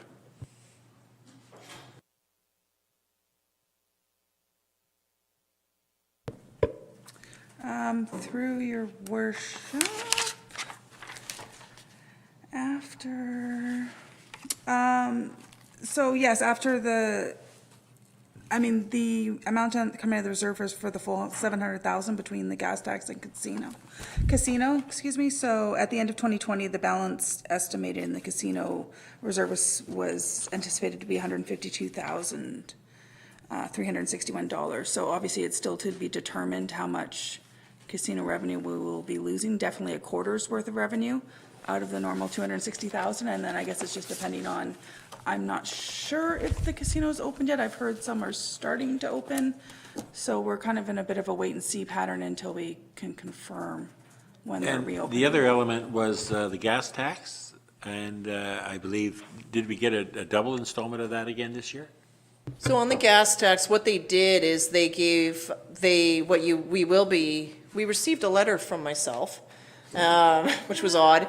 They advanced the gas tax. We usually get 2 payments a year. We got them in one shot, so we got it early. So it hasn't doubled yet. That's still an outstanding advocacy item. Last year they doubled it, but this year we just got the 2 payments in one. Okay. So no, it didn't I guess increase my yet. question is, we're committing to $582,200 here plus GST. We'll be able to make that even if we don't get the projected revenue from the casino. Correct. Through your worship, yes, like there would be sufficient funds to fund that balance. Of course, it may just push a problem to the future years, but at this point it's unknown, and we can adjust for that as needed when we look at the 2021 to 2025 So Councillor five-year Bateman and I don't have financial to go plan. lay tar anywhere soon, so that's good. Councillor Bateman? Yes. So I had a couple of questions as I'm trying to figure out this transportation master plan. So will the repaving be following the recommendations regarding complete street designs as per Appendix B in this wonderful new plan? No, it will be following the recommendations in the 2017 Opus pavement condition plan. Okay. And that's basically, you're just putting fresh tarmac on these streets, no sidewalks, no... Correct. Yeah, okay, that's a little regrettable, I suppose. The other question regarded consideration of traffic calming measures along Grant Road West. We're adding a 430-meter segment between Maple Avenue South and Pyrite, and I personally continually hear comments about Grant Road as a bit of a speedway, and I see there's all sorts of traffic calming strategies. Would any of those, again, not to be considered in this particular uptake? For sure. The program is relaying asphalt Right. to protect the base of the road. Okay. Thank you. Yeah, and I just finally say it was good to see Wright Road is being bumped, given that that's where the sewer is going to the First Nations, so we won't be making that mistake again. Great. Okay, Councillor St. Pierre. I'd just like to quickly follow up with some comments from Councillor Bateman. And given that we have, I understand a certain amount, like 700,000, I believe, was the amount available, and 582 and change, large change, is what we're spending. And I think the report indicated that staff would be deciding, as needs came along, where the balance might go. Is there any possibility of getting a sidewalk specifically on Grant, especially one maybe made of asphalt, which would be cheaper? than concrete. But nonetheless, there's a huge amount of pedestrian traffic along Grant Road, and it would be wonderful to actually have that happen. So I'm just wondering if there's any possibility in that direction.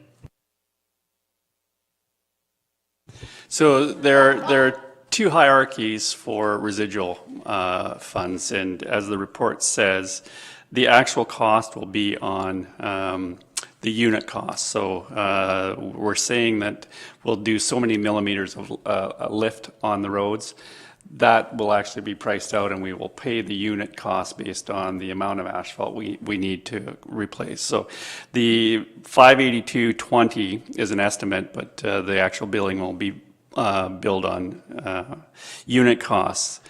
Any residual beyond that, we do have roads that were not part of the assessment done in 2017 for a number of reasons, but we do know that those roads need some attention as well. So some of the worst segments of roads that were not part of the assessment in 17 will get some care with residual funds from the annual budget. Thank you. Okay, Councillor Lajeunesse? Yeah, if there happens to be money left over once the paving is done, could that be directed to doing sort of minor ongoing maintenance, such as doing shoulder maintenance on the road? Because if you maintain the shoulders, it kind of cradles the asphalt in and prolongs its life. And I think if we were to do that, or to put aside some funds to do that, run a grader up and down the road and just pull the shoulders back in, we'll get more longevity out of our asphalt. So that was not part of the program that was approved by Council in 2018.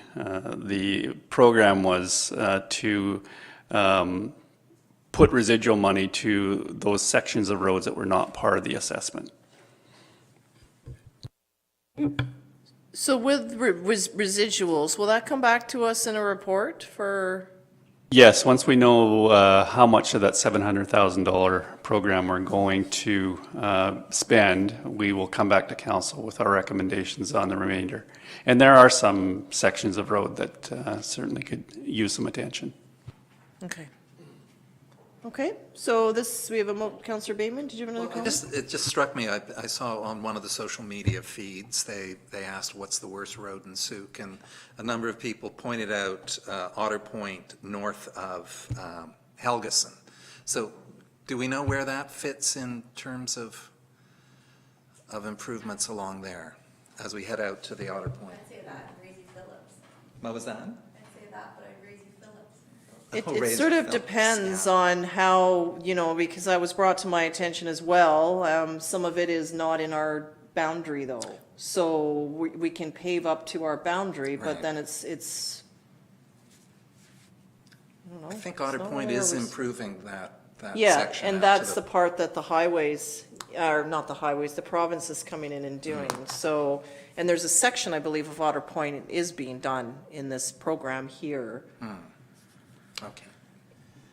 Yes, and to Councillor Lajeunesse's point, some of that really is shoulder work. And if we can do some of that shoulder work on that section of road, I think we would make huge improvements. So I have heard what you've said, and I've got some of that feedback from residents as well. Okay. Anything else from anyone? Okay. I'll call the question then. It's been moved and seconded, I believe. Yes, so, right, the decimal. All right, all those in favor? Opposed? That's carried unanimously. Thank you. 10.5 is a statement of financial information. So this is here this is due every year. It falls into our annual report.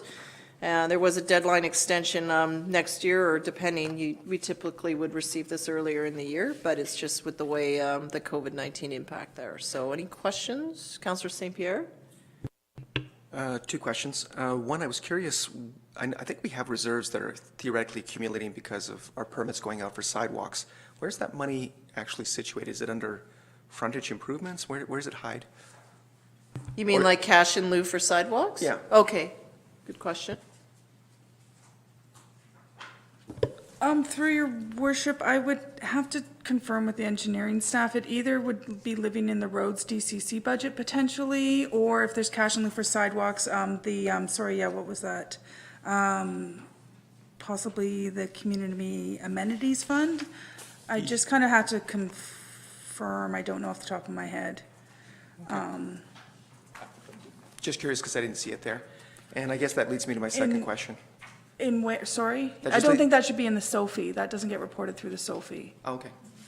if that's what you were looking for. The And that- SOFI is just more about salaries and expenses and Well, I'm looking at such. page 22 or page 18. I'm not really sure what it is because they're both there, 22 and 18. But it shows a list of reserve funds. And then- Sorry. Sorry, through your worship. That's just as part of the SOFI, that's just one of the notes from our annual financial statements. So that page 22 so that's just part of our reserve funds. That's not reported as part of the SOFI. The SOFI actually starts on page 29 or 146 is where the actual SOFI report starts, and just included in the front of that is just a requirement to put your annual audited financial statements. So that's where that comes. No, that's fine. That's into just play. curious because I didn't see the sidewalks anywhere, and I was wondering where it was filed. And I was also curious about a lot of the names and wondering where information might be available to, define what revenue smoothing is, or frontage improvements, or property tax stabilization, or there's a bunch in there that I'm just curious about. Sure. So, so those are all part of our financial statements, and actually, that was another to do on my list is to present a report to council later this year with some more details on some of these reserve funds, because some of them just got created years ago and have just been kind of sitting here, not necessarily collecting interest if it hasn't been created by a bylaw. So that should be coming later this year to council. That would provide some more information from what we can find about what these funds Wonderful. were Thank you supposed so to be much. used for. Yeah, I think the main items, because we received the annual reports or the annual statements, financial statements a bit early, it is more the statement of financial, and so the salaries part and what we've paid out to suppliers of a certain dollar value and the like. I'm just glad to see the legal budget is finally under $100,000. So well done, staff, because, yeah. And you'll likely see some kind of, for the benefit of a new counselor, this always gets picked up.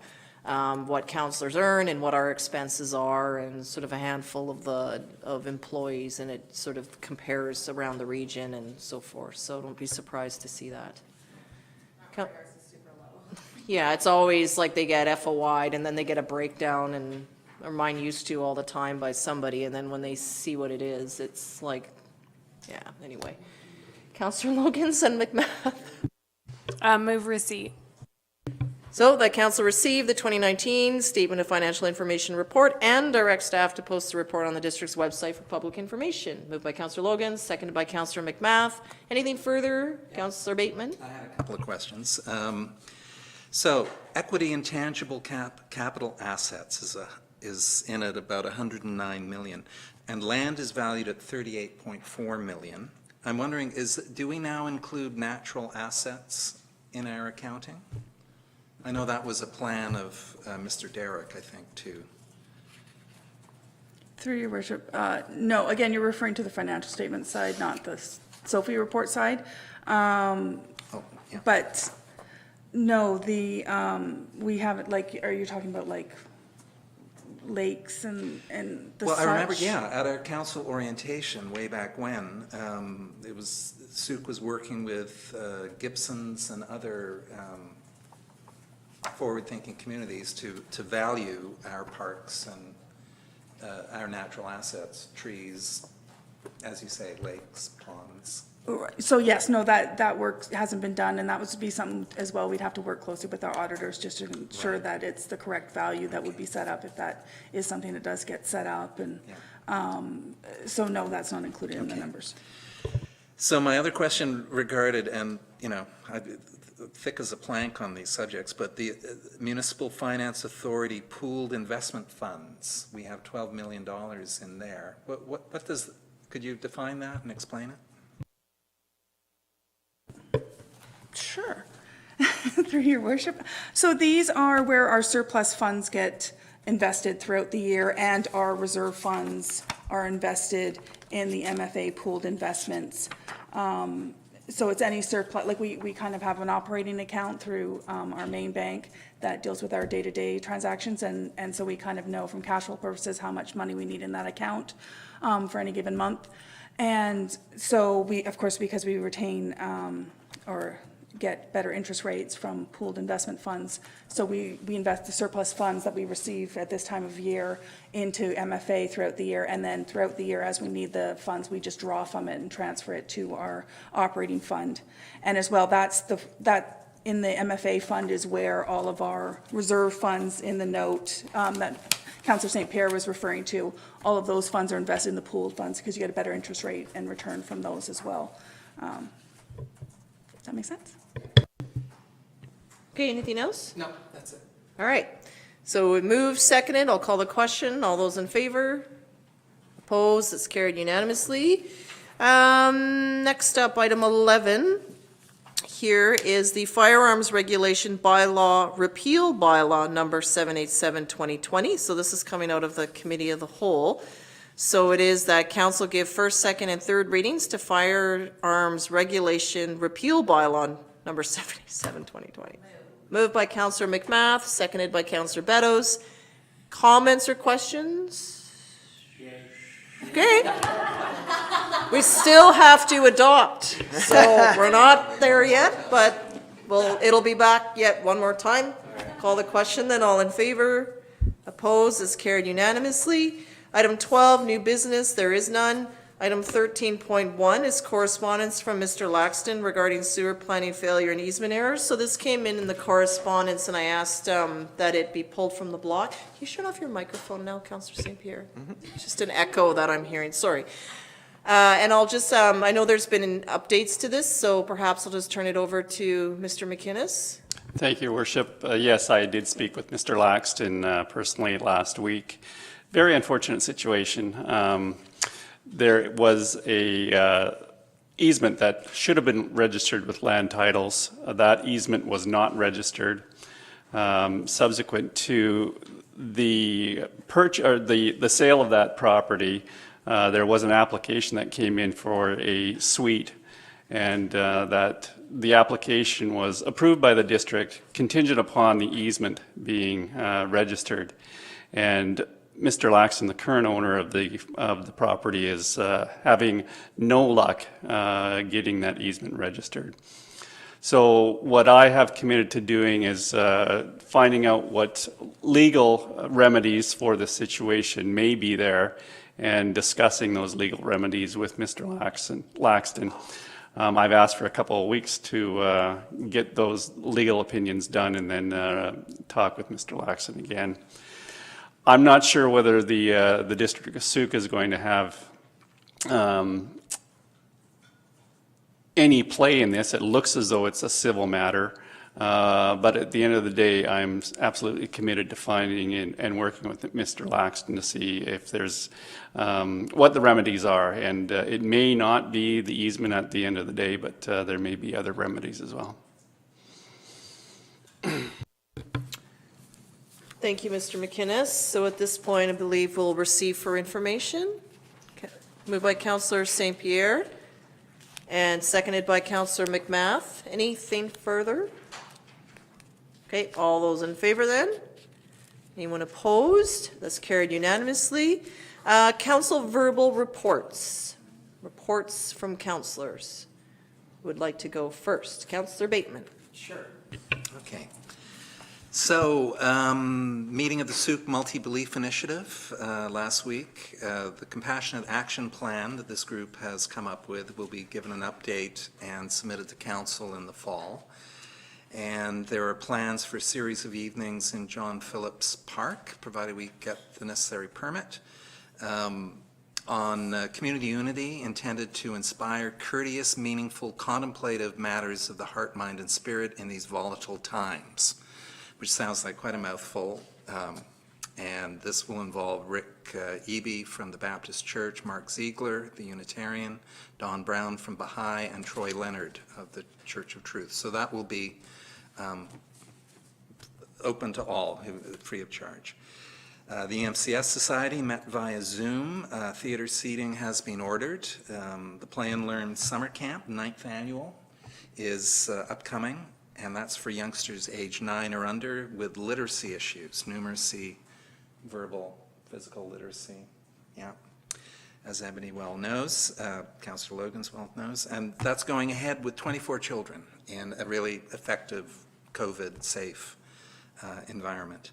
Grad Week is this week. Today and tomorrow, grads are doing their picking up diplomas. It'll be live streamed on Thursday, I believe. And finally, I did an interview with the Sooke News Mirror about the library, and I'm mostly very happy with it, apart from a reference made by the writer, and the quote is, "The process has been fraught with political indecisiveness and unforeseen delays." And I would agree with the unforeseen delays, but certainly not with political indecisiveness. This process Sooke has been involved with dates back to 2008. The district and past councils have done their very best to move things along. Mayor Milne acted very decisively in 2013. He screamed blue murder effectively and said, what's happening? That got things jump-started. Attempts were made to seek private land for the library. That didn't pan out, so the district made a very decisive decision to buy Lot A, and that was the magic bullet in moving things forward. So, yeah, so I would seriously question the use of political indecisiveness and want to make it clear that that's not my belief or opinion. So, there we go. Thank you, Councillor Bateman. Other updates? Councillor Beddoes. I suspect you all know that Sea Park is now back in Sea Park's hands. The homeless group has moved on. Unfortunately, it's created another problem, but that's not Sea Park's doing. The other thing is we've had a number of complaints in regards to the golf course, which because of COVID is wildly successful these days. And what the problem is, people are getting off work at 5:30 and they're wanting to golf, and they can golf, but they have to park outside the gate. And it's causing quite a bottleneck at that Throop Road Charters section. But fortunately, our manager down there has come up with a solution, and we're going to keep the golf course open till 8 o'clock because business warrants that. So people can now park inside and be all done by 8 o'clock. So hopefully that resolves that problem.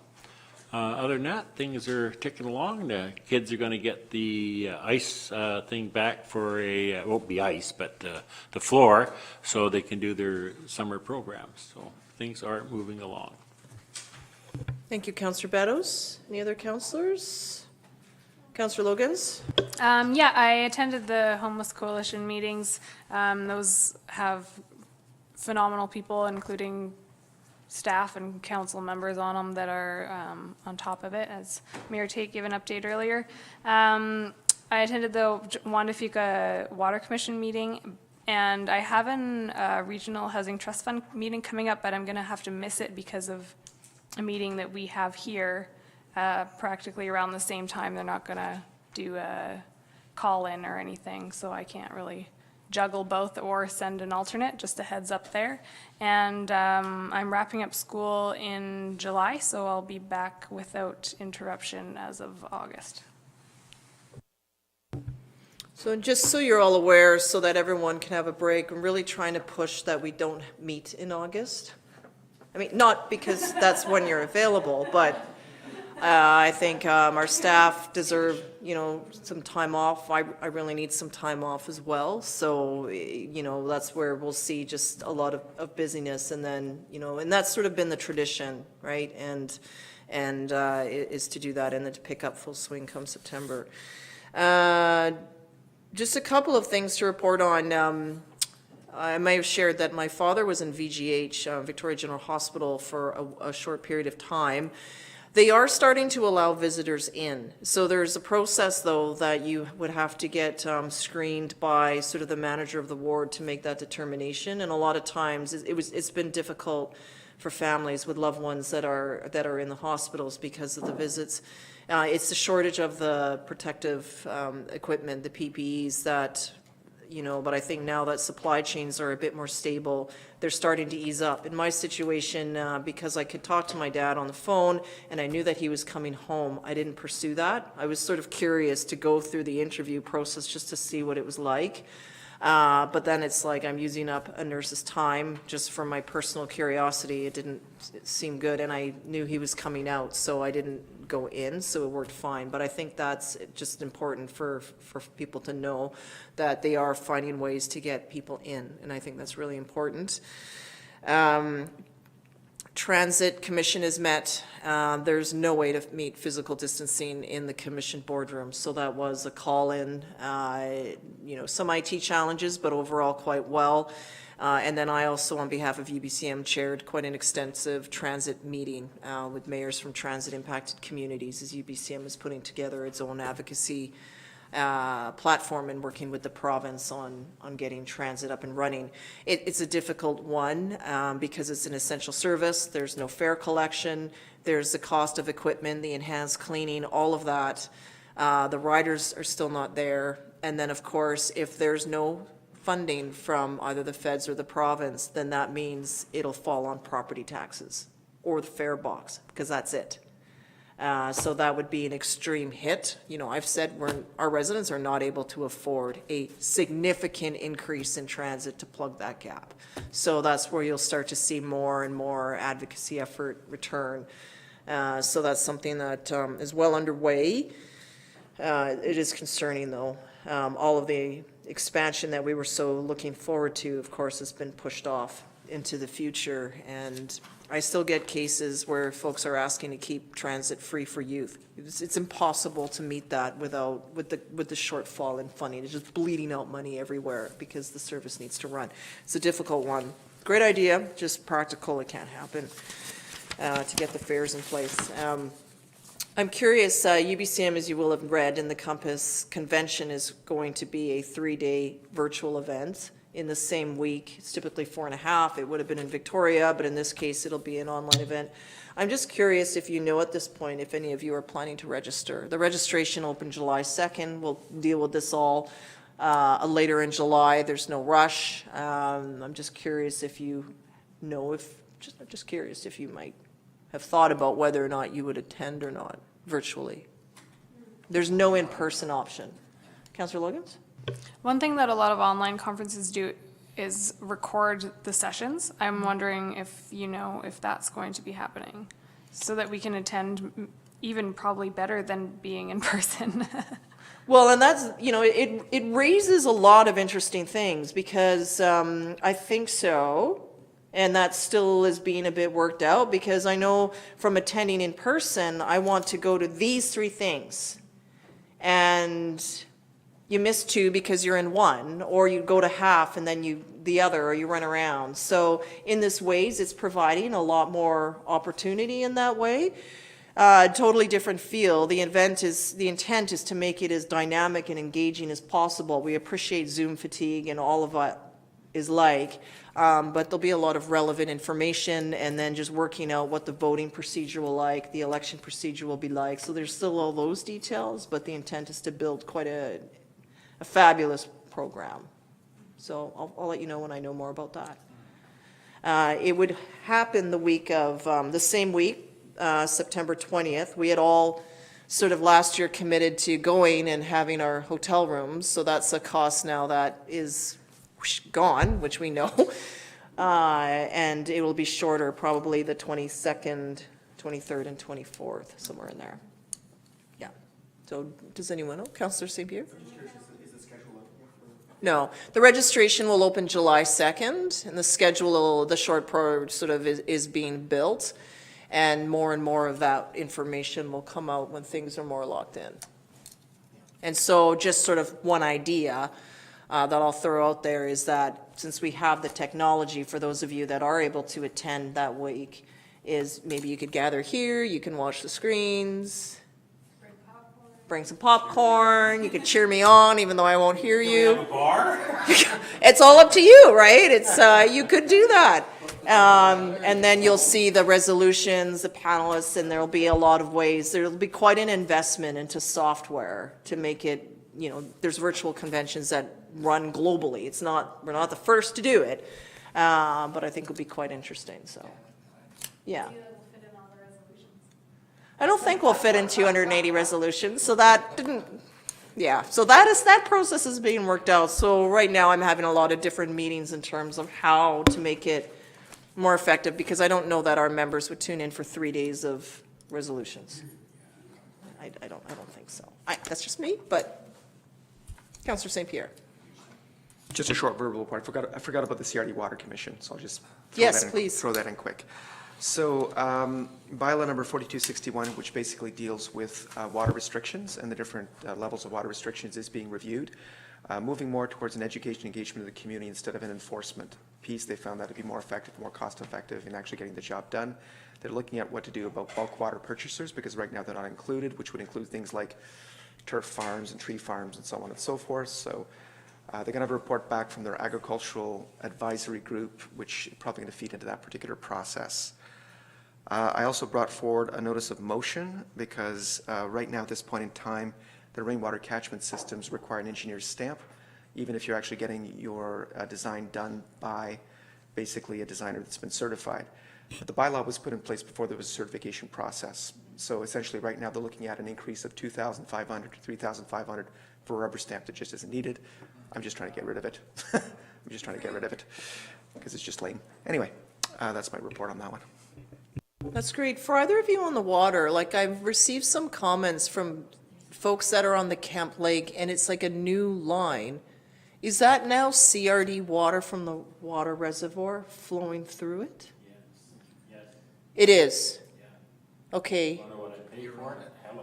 Yeah, no, I'm asking because there have been some comments just about the water quality, and I don't know if there was just sediment or, because it should be the same water that we would all drink, it flowing through, so. Yeah, I can comment on that. Go ahead. Yeah, I'm I curious. get it. Yeah, what it is, of course, though, is because of the distances, they have to re-chlorinate it. And it shouldn't be the particles, it should just be the taste of chlorine.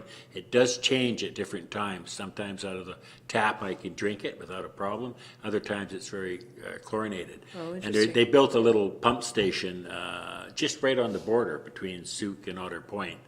And it's they're not using Camp Lake water at all anymore. No, so the water would come from the reservoir, like it Yep. passes through Sooke, but then it hits another chlorination point before it pushes out? They do anyways. What happens Okay. is any water, every so many kilometers or something, they have to re-chlorinate it because it Okay. dissipates really quick. So, and they're still trialing some of it. I mean, they have to pump out, there's a big reserve tank on the top of my hill in Carpenter, and, by the time you flush it out in all the crappy pipes, it takes a while. Okay. But it's, I don't have to buy bottled water anymore. No, that's good, okay. I know, I appreciate that, it's just good to get some feedback on that. Okay, anything else from anyone? Seeing no movements, I will call for that the June 22nd regular meeting of council be adjourned, please. By Councillor Bateman and seconded by Councillor Lajeunesse. Any discussion or questions about this? All right. Yep, it's okay. Good. All in favor then? Anyone opposed? It's carried unanimously. Good night, everyone, and thank you to those that were watching on the webcast. And staff, Mr. Powell, thank you. Right.